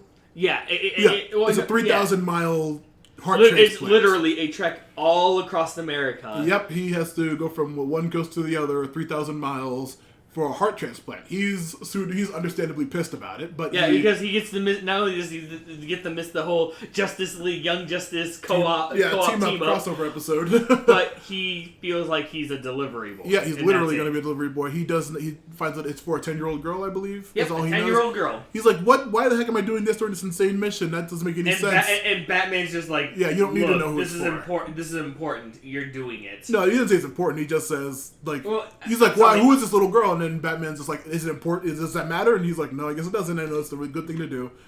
It's very cool. They see him travel to get the heart from the doctors in Boston.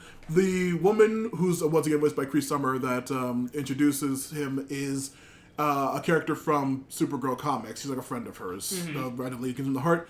He continues to flirt with her, being a huge idiot like usual. We find out he has a 4-hour window for the heart to be viable. And he just continues to be like, yeah, whatever, it's fine. Joking, being stupid, asking for food. It's just like, everyone's just like, come on, take this seriously. He's like, it'll be fine. So he takes off running with the heart, and he hits all of his various stops. In Dakota, we see a number of police officers waiting to meet Kid Flash. But we see above a bridge that we see that someone's waiting there. A very large man with a scarred face, who we all know is Vandal Savage. Yes. And just so you know, everyone, every once in a while you get to see, like, the actual ice machines getting attacked. We're kind of skipping over it because nothing crazy. Yeah, because nothing really crazy happens. I had in my notes, and this is when we see the Aquaman team up with them. I mean, and that's literally all it is. That's why we're focusing mainly on Wally. It's all going to be just Wally because that's the actual main plot. They have a right to know that. Because of course, more that's happening. Of course, because intermission cuts of them taking on what the ships are going to be throughout, but we're going to focus mostly on that plot with them. Yep, and then we see Vandal Savage waiting in Dakota, and he jumps down and takes out all the guards, I believe, as Kid Flash is walking by. Oh, of course, because Vandal... And then, of course, Kid Flash is like, wait, that's Vandal Savage. He's got to be stopped. Yep, and so he stops to try to fight Vandal Savage, so I'm like, oh, man. And as he's going, he realizes, oh, crap, I've got, 15 minutes? Oh, wait, we see him fight, but we see that he's told to be very delicate with the heart, but he's continually getting thrown around by Vandal Savage all throughout the fight. This is, of course, one of those times they cut back to the fight. We see the Superboy team taking down theirs.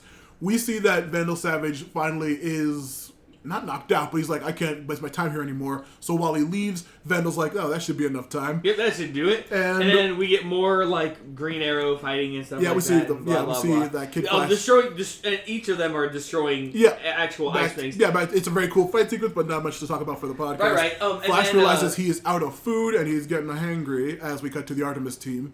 And then we finally get to Seattle. Yep, he goes to deliver the heart. To a weird... we see a orderly go and check his watch and then go inside. As we see Wally finally arrive at the hospital in Seattle, a large man who's different orderly shows up and tells him, oh, sorry, you're 12 minutes late. He realizes the fight with Vandal took up 15 minutes.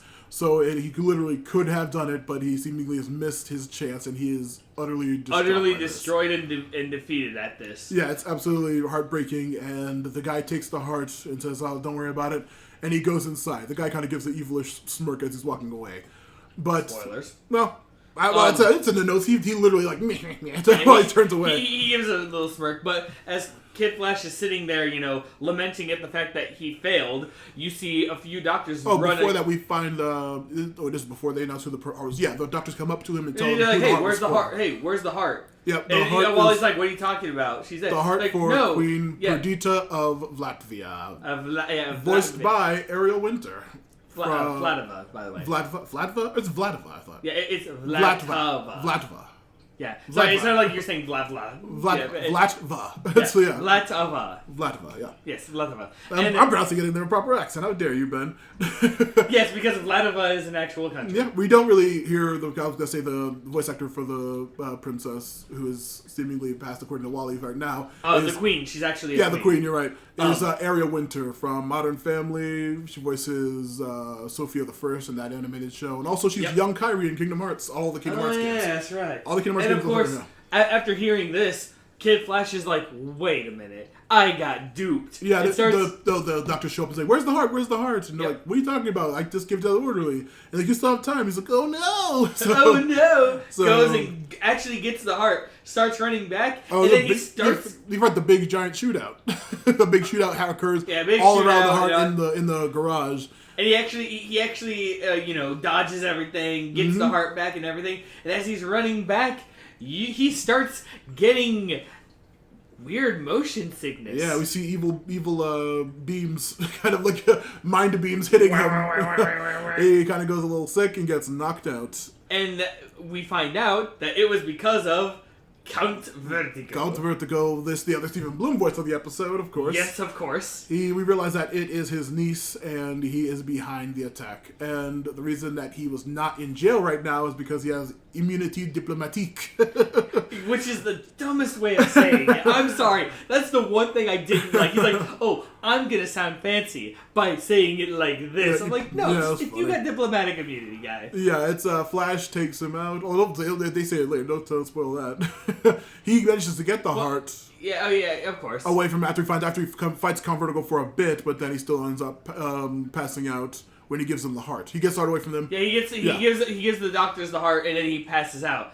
Cut to all over the news. Yep, cut to the news saying the Queen has died.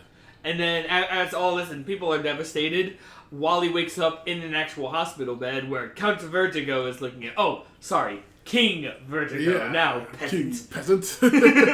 and they're talking about how this is when Wally finds out. He's like, wait a minute. So this was your whole plan all along. He's like, oh yes, I needed to get the Queen, my niece, out of the way so that I could take over. Mm-hmm. And Wally's like, you scum. But reveals that the Queen is actually alive. It's called regicide. Yeah. Oh, I forgot that. It's called regicide. Yeah, it's called You Got Duped. Yep. And really we find out that the Queen is actually alive. The transplant was a success. And the Queen is like, okay, look, now that you literally said in front of me that you were trying to kill me, yep, you don't get diplomatic immunity anymore. Yeah. Take this, she doesn't say it this way, but I like saying it. Take this peasant away from me. Yeah, it was really good. The cops take him out. He's like, oh, you've really made a huge mistake. Oh, you'll get revenge. Well, and the Queen finally thanks Kid Flash and says, and starts to give him whatever Count Vertigo's little cane was. Yeah, it's a cane. It's a sword. Yeah. It's a sword. Right, it's a sword cane, but she's like, this is a precious family heirloom. I would like you to have it. Yeah, as a and Kid Flash is like, that's right. She's like, as a gift or a souvenir, and Kid Flash is just like, ooh. We cut to Vertigo. We cut to Vertigo and Belle Rev. Yeah, in Belle Rev, getting the royal treatment. Yeah, getting shit from Brick. Right. And then we see, I think it was Batman? Yeah, Flash and Batman. Yeah, Flash and Batman talking to Hugo Strange. Yeah, Doctor Strange. Yeah, Dr. Hugo Strange. I know. He's a doctor. Talking to Hugo Strange, like, we think that the ice villains were behind this. And Hugo's like, what are you talking about? Yep. They've been here the entire time. Yeah, bum. Cut back to Kid Flash in his souvenir room yep. as he puts the container where he had the heart, the heart on it. And of course, Robin's like, hey, dude, you saved an entire country. Isn't that awesome? And Wally's like, yeah, it is. Yeah, you know what they say, I'm the man. In his head, he's like the man who actually understands the importance of all, what just happened. That was a really nice, sweet episode and a nice little end to that one. And I have to agree, and that's the episode end. But I have to say, even though I don't like Wally a lot, this was a really good episode. It was a really, really good one. I liked it. Also, I like that Vandal Savage finally got some play in this episode. Yeah, I know. First time in a long time. Actually, no, this was his very first time getting an actual spotlight. Oh man, Vandal Savage has a lot of really cool comics and stories and stuff. He's a fun character whenever he's doing anything like Salvation Run. Dude, it was just good. It was good seeing him finally be a villain. Yeah, well, also like whenever he's a protag too is also really fun and cool and some stuff when he's like not good, but he's like being kind of on the good guy's side. Actually, it's funny. I actually that reminds me of Justice League episode or Justice Unlimited, where Superman gets sent to the future. Well, that wasn't a It was. I guess it wasn't. I was thinking of Superman TAS episode that he sent in the future. Nope. Because I'm still watching Justice Unlimited. Yeah. I think it was in Justice League at least, where he gets sent to the future, and Vandal Savage was actually kind of good. Yeah, but sometimes ultimately he was good in this one because he was like, "Go to the. I have a time machine. Go to the past. Defeat me." Yeah, I gotta look up. What was the name of that comic? It was one of the New 52 back when that was happening with a bunch of characters during medieval fantasy times. And it was really, really good with Vandal Savage actually being like a protagonist and kind of doing good stuff. I like when villains... See, and that's the thing I like about Justice League and Justice League Unlimited.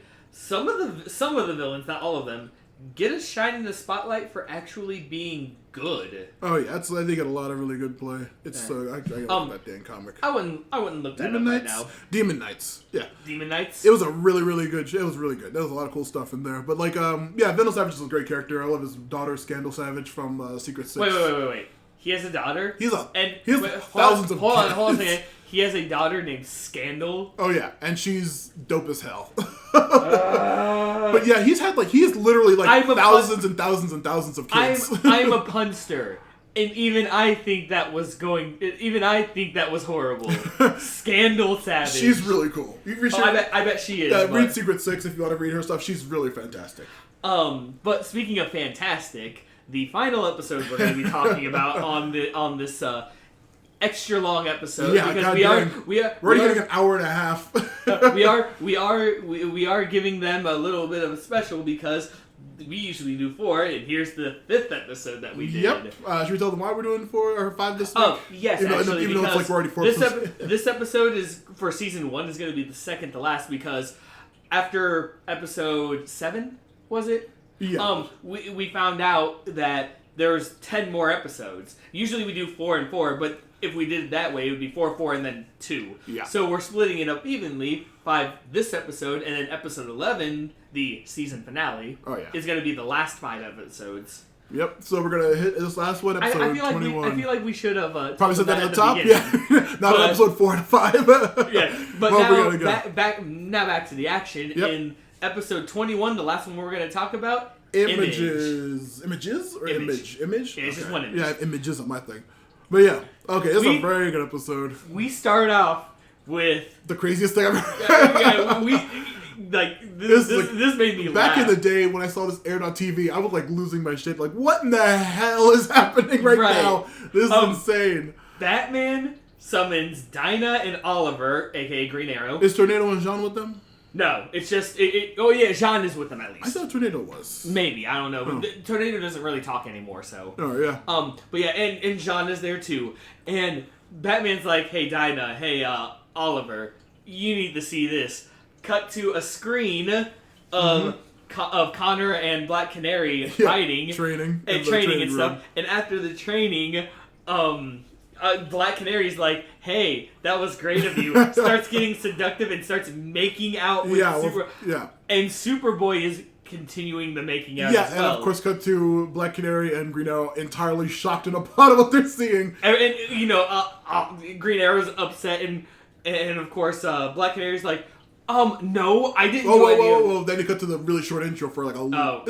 I said the shortest intro yet. It's like a second. And then it cuts right back to the episode. It really is. But you're right. And then all of a sudden, after the little intro with the little scenes and stuff, then it's like, I didn't do this. And Batman goes, keep watching. And then after the makeout, Black Canary starts giggling, and it turns out it was McGann as Black Canary. Oliver and I had the same exact reaction. I did not. I fucking laughed my ass off. When I first saw this, I was like aghast. I was surprised too, but when it was revealed that it was McGann, I just couldn't help but laugh. I'm like, oh my! I was so worried that it was true. I was like, what the heck? Once it was revealed it wasn't true, I couldn't stop laughing. I couldn't laugh. I was shocked. I was like, wow, what the heck did I just watch? And of course, Black Canary is just like, don't laugh, and Oliver's like, yep, no, you're right, it was uncalled for. And that's when we also learn that Jean talks about how on Mars, this kind of game, as they refer to, it's very weird. is something that they normally do on. It's a normal thing on Mars. Everyone's like, so no one's being fooled. It's just a weird. Yeah, it's a joke. It's a weird cultural difference right there. Yeah, which actually Black Canary immediately responds with, this isn't Mars, this is Earth. Yeah. I'm going to have a talk with her. Yep, and this is when we cut to the Hello Megan show, finally. Yep, we finally get to see the Hello Megan show because Megan is watching the Hello Megan show in her room. Yep. And for some reason, as she's watching it, she actually is Caucasian. Yeah, she's watching it fully transformed into this Megan character. Yeah, into the Megan character. That's and of when course, Dinah shows up and is just like, we need to talk. Yeah, we need to have a talk. And then of course, she scolds Megan about doing that whole thing. Which then Megan's just like, I'm sorry, I didn't know, kind of thing. Yeah, she's actually really upset and is really upset. Dinah's just like, look, I'm not mad anymore, but still, now you gotta, once again, we go back to be yourself. And then she freaks out, this is myself. She freaks out for a second. She's like, what are you talking about? This is me. Turns back to green. She's like, this is me. Yep, then Don's like, okay. But, this is when we finally cut to the mission for the episode. Yes, and yes, kids, that's right. An actual mission briefing on a mission. Mm-hmm. Unlike some of those other episodes, except for the last. Every episode's had a real mission briefing, I think. Except for the two Halloween ones. Yeah, the two Halloween. Well, wait, with the first one didn't. Harm wasn't. It was all about. Oh yeah, Harm was impromptu. And the second one technically didn't because they were separated. Yeah, well, they saw this conversation between Billy. Right, but still, anyway, mission time. Been a while since the mission. It's now mission time where everyone's a part of it, even Wally. The mission is the president of Karak, who is a really good guy because he knows Bruce Wayne. He's a really good guy. He knows Bruce Wayne. He's also a really good guy because the president of Karak, mind you, is wanting to join forces with. That's not the good guy thing, though. Hold on. Yeah. You just ruined the sarcasm. There's sarcasm not in your voice for that one.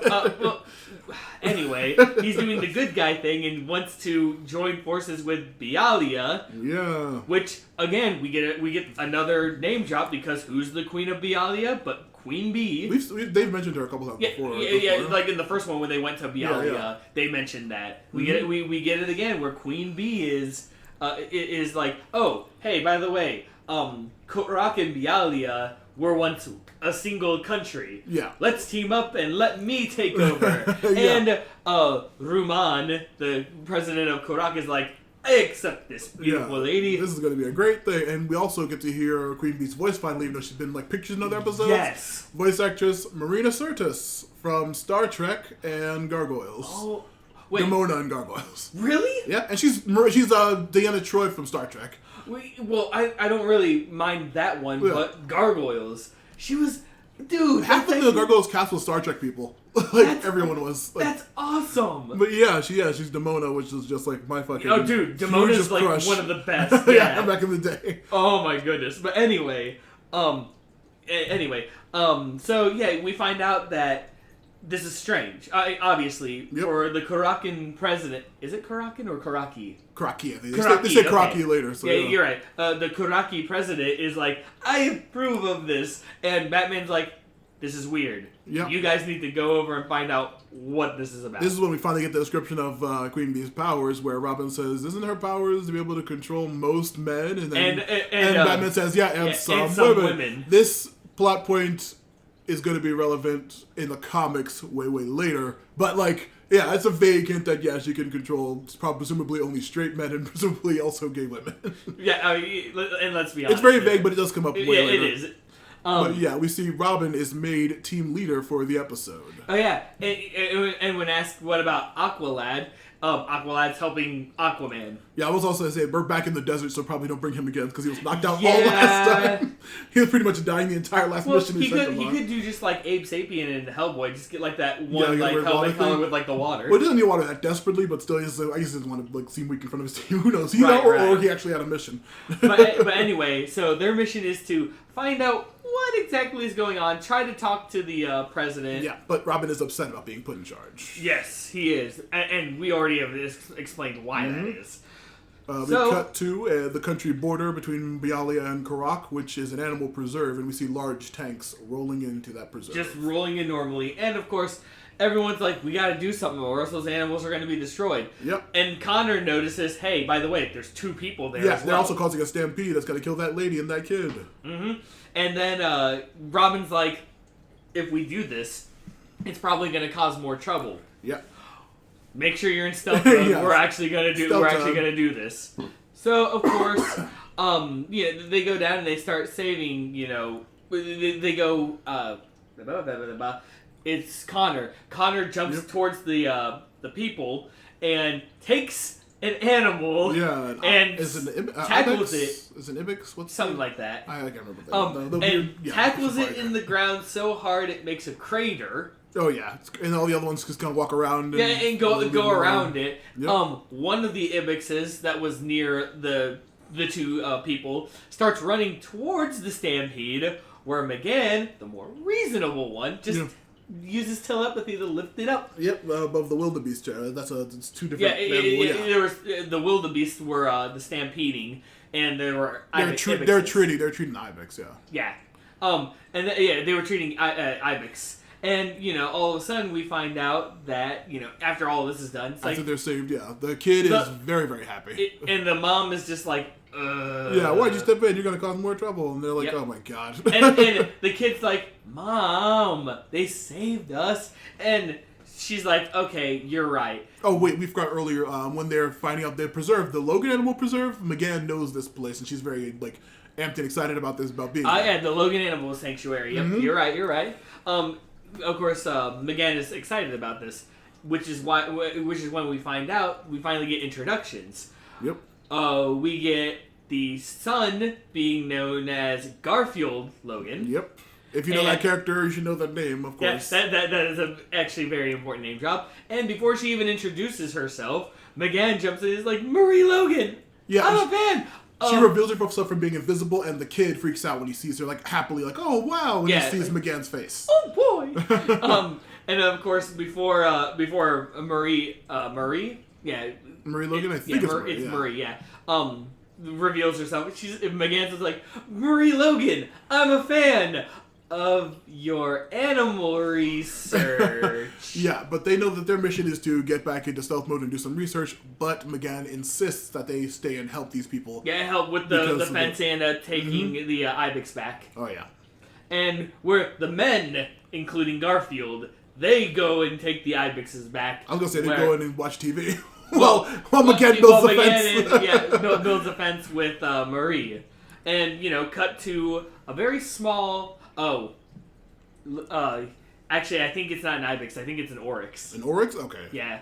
I think it's the skinnier. I don't know. Either way, they're both kind of African. the same. I don't know what the hell they are. Ibex, oryx, potato, tomato, kind of the same. Photos. But anyway, so we actually get to them going to the house. The boys get into the house. Yep. And, it's like a small farm. I'm going to say, we see Connor still hates monkeys. That Garfield has a little pet monkey that drops. Oh, yep, Garfield has a pet monkey. And then he names the oryx. Is it oryx? What's it called?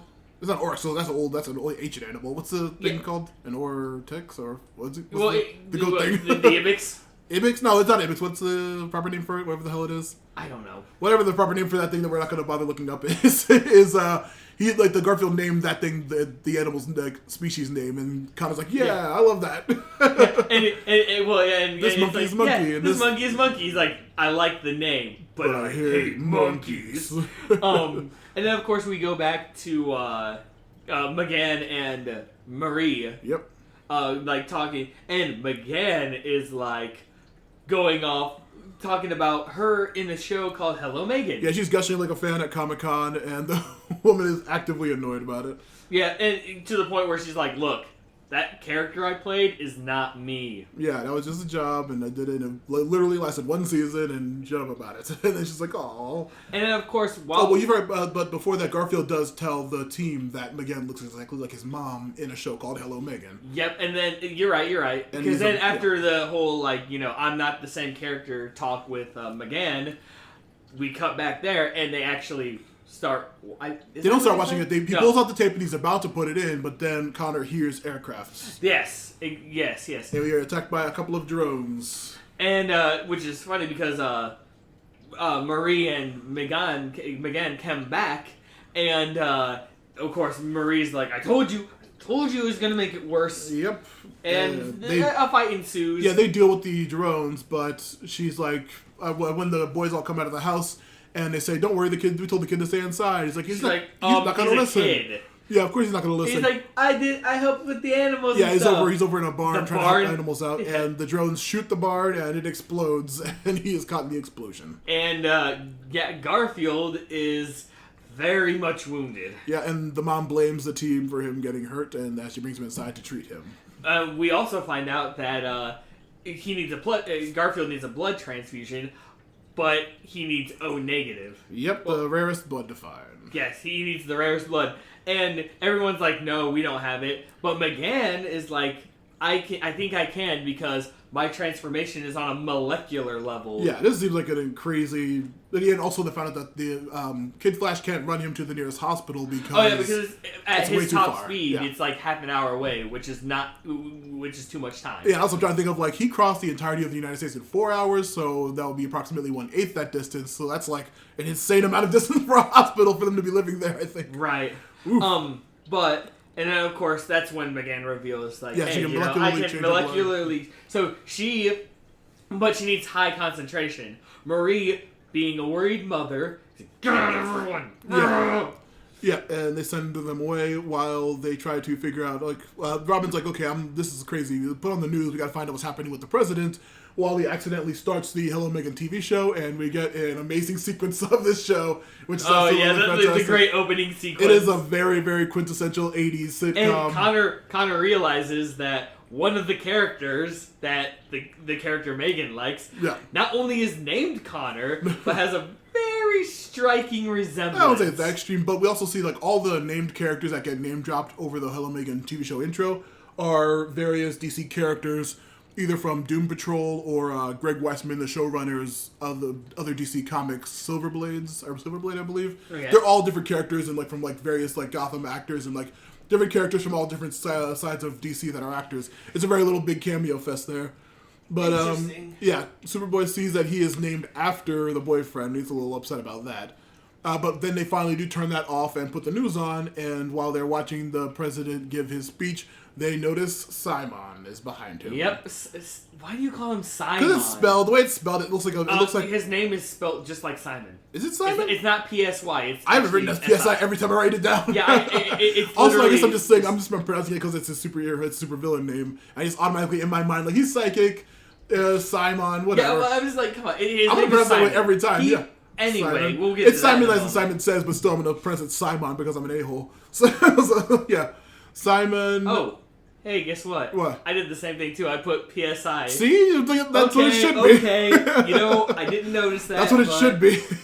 Anyway, as you said before, they find out it was Simon because is they also the so they see Simon. It's like Queen Bee is controlling the president through Simon. Yeah, which seems redundant, but sure. Yeah, very redundant. We see the mother tells him that Garfield is stable, and they say we gotta leave to go save the president.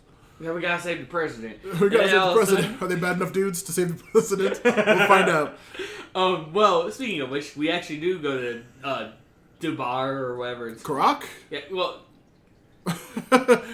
I was gonna say it cuts to. It even says on the little text thing, Dabar, Dhabar.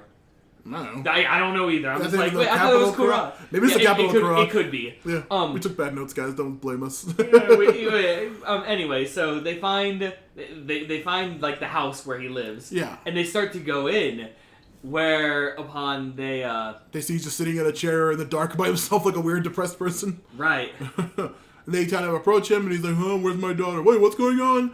And that is when a bunch of Bialyan goons with apocalypse weapons from the intergang seeming pop up, and they threaten him just when the boys are all there dealing with that. And we cut to McGann flying through the building, and she has to fight Simon again in the psychic realm. Yes. And, of course, when the guys with the apocalyptic weapons come in, led by Ugly, mind you. Is Bruno Ugly there? I think Ugly was there. I don't remember him being there. They do.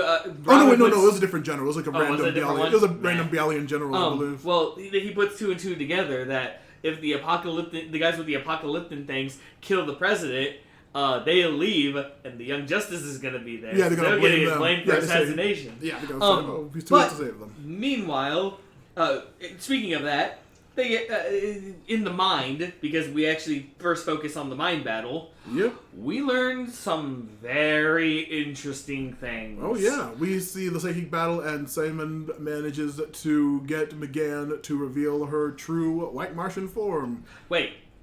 White Martian form. White Martian. The White Martian, as in Civil War. They're really big, really ugly, really evil. Well, and all of them were wiped out. I'm gonna say, according to McGann, in this arc, she says that they were being oppressed, but in other things, they're usually just villains, and you can see why, because they look like monsters compared to the true form of the regular Green Martians. But we're talking giant, super fleshy, fangs and everything. Yeah, she looks very intimidating, and then we reveal that that is her true form as a White Martian, and she is hiding and pretending to be green. And we also see that Simon is showing her that her greatest fear is that her team will see this form and they will all reject her. Yeah, everyone. The Young Justice, the Justice League, and John Jones. And of course, Connor. Yep, her biggest fear is that Connor will reject her crazy monster form. And then of course, we do get a scene where everyone's beating up on the Bialyan soldiers, but we cut back to that. We see that her form is being recorded on video. They say yes, Simon's like, yeah, I see it, and you can't do a thing about it. Yep. So, and Megan's like, oh yeah, watch this. Yeah, and actually it's very brutal. For her she shoots a character. crazy mind beam and disintegrates his weird corporeal psychic form. It's just whoa. Oh, what the hell? That's right. Before, as the team's walking in, before she finds out she's being recorded, she mind blasts them and knocks them out. Yep, knocks them out before they can see her form, and she brain deaths Simon somehow or something. I'm not sure. Yeah, she does something weird, but it's just yep, she won. And the next scene we see after Simon just incorporeally vanishes. We see Connor waking up to regular McGann, the one that we're all used to seeing. Yeah, Simon mind blasted you guys. Don't worry, I saved you. And it's yep, and Wally's just yep, there's the headache. Oh boy. Yeah, and then we got to the next day in the morning.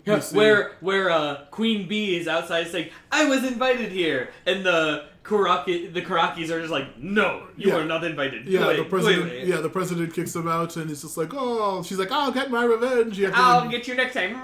Yeah, she's being very crazy, and then dragged off, and we cut to inside where he congratulates them, and we see his daughter is safe, and we see that it was actually McGann shapeshifted into Queen Bee to make her look guilty, which is a crazy thing. I love how they actually have to go it's a bad thing to do to make her but we know she was behind it, so we have no real proof, so we had to get her to admit it and look obviously guilty. Yep. It's very crazy. Then we cut back to the Logan house. Yep, and we see Garfield with some very bright, striking green eyes. Suddenly. Yep. And Maria's hey, I can't thank you enough for saving my son. He calls you his blood sister. Yeah. I'm oh, that's strangely cute. Yeah. And then we get the Wally souvenir. Yep, it is the Hello Megan the tape of the Hello Megan show. Which he proceeds to look at McGann and say, anything you want to tell us? Yeah, and she's just it's a very actually touching scene of her talking about how growing up that this was her window into human life, and it helped her deal with the form change and everything. It was a really nice cute scene. It was, and she also talks about how she pretty much wears a mask to hide her real self. Yep. And they all ask, they're okay, so what's your real self? And what she reveals is just her normal self with no hair. Kind of like John. And a bigger brow, kind of, like John Jones has. Pretty much like John Jones looking green. And of course, everyone's just oh, they were, they say whatever. And even Connor's look, hey, you don't have to wear a mask for me. Yeah, you're fine. Don't worry about that. And it's nice.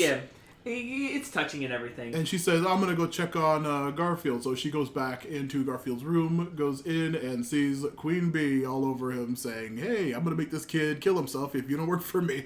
Also, we have a recording of you transforming into your true White Martian form, and we will blackmail you if you don't do exactly what the light says. In true evil dictator fashion. Yeah. It's blackmail, blackmail and, So it's just so you're going to do as I say.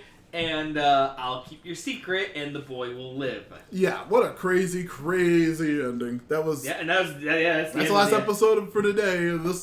Once again, every episode's getting longer and longer than the last. It's almost 2 hours Well, now. then again, they're getting better and better. We're getting more and more stuff, and I'm taking more and more detailed notes. But these are really good episodes, and the plots are ramping up. It's really, really fantastic. I never knew anything about Queen Bee. Mm-hmm. When I saw that scene, she wasn't in Teen Titans, but she's the leader of Hive normally. But she wasn't in Teen Titans TV show. I don't think. No, I don't think she was either. Yeah, but when I saw her like this, I was like, ooh. Not only is this one of your D&D characters, but I was like, ooh. I know I'm not gonna like you, but that's what the point is. Yeah, she's a really bad villain. She is really cool. It was a really good ending. But yeah, really good arc of episodes. I'm really happy we got to go watch these really good ones. Mm-hmm. Oh yeah. We'll see you guys next week for the season finale of Young Justice Season 1, finally. What about your plugs? Or not next episode, next 2 episodes, I guess, technically. Yeah. But, plugs-wise, let's see, Matthew Lewis P on Twitter, Matthew Lewis Podcasts on YouTube, on Patreon.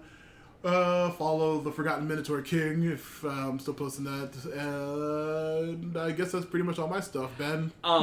Hey, like I said last time, working on a Facebook page for this whole thing, a little bit harder than I thought, but I'm still working on that. Hopefully. Also, I was gonna say, by the time this is posted, 9 episodes in, it's probably gonna be up by that point. Yeah, it'll probably be up by then, and hopefully, we'll have some of the episodes posted on there. You guys can ask questions and maybe give us some ideas for TV shows that we should do.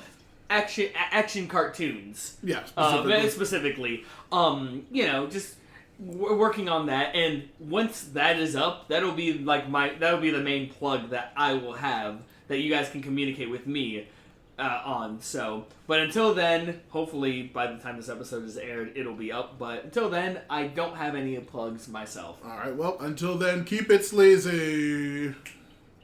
See ya.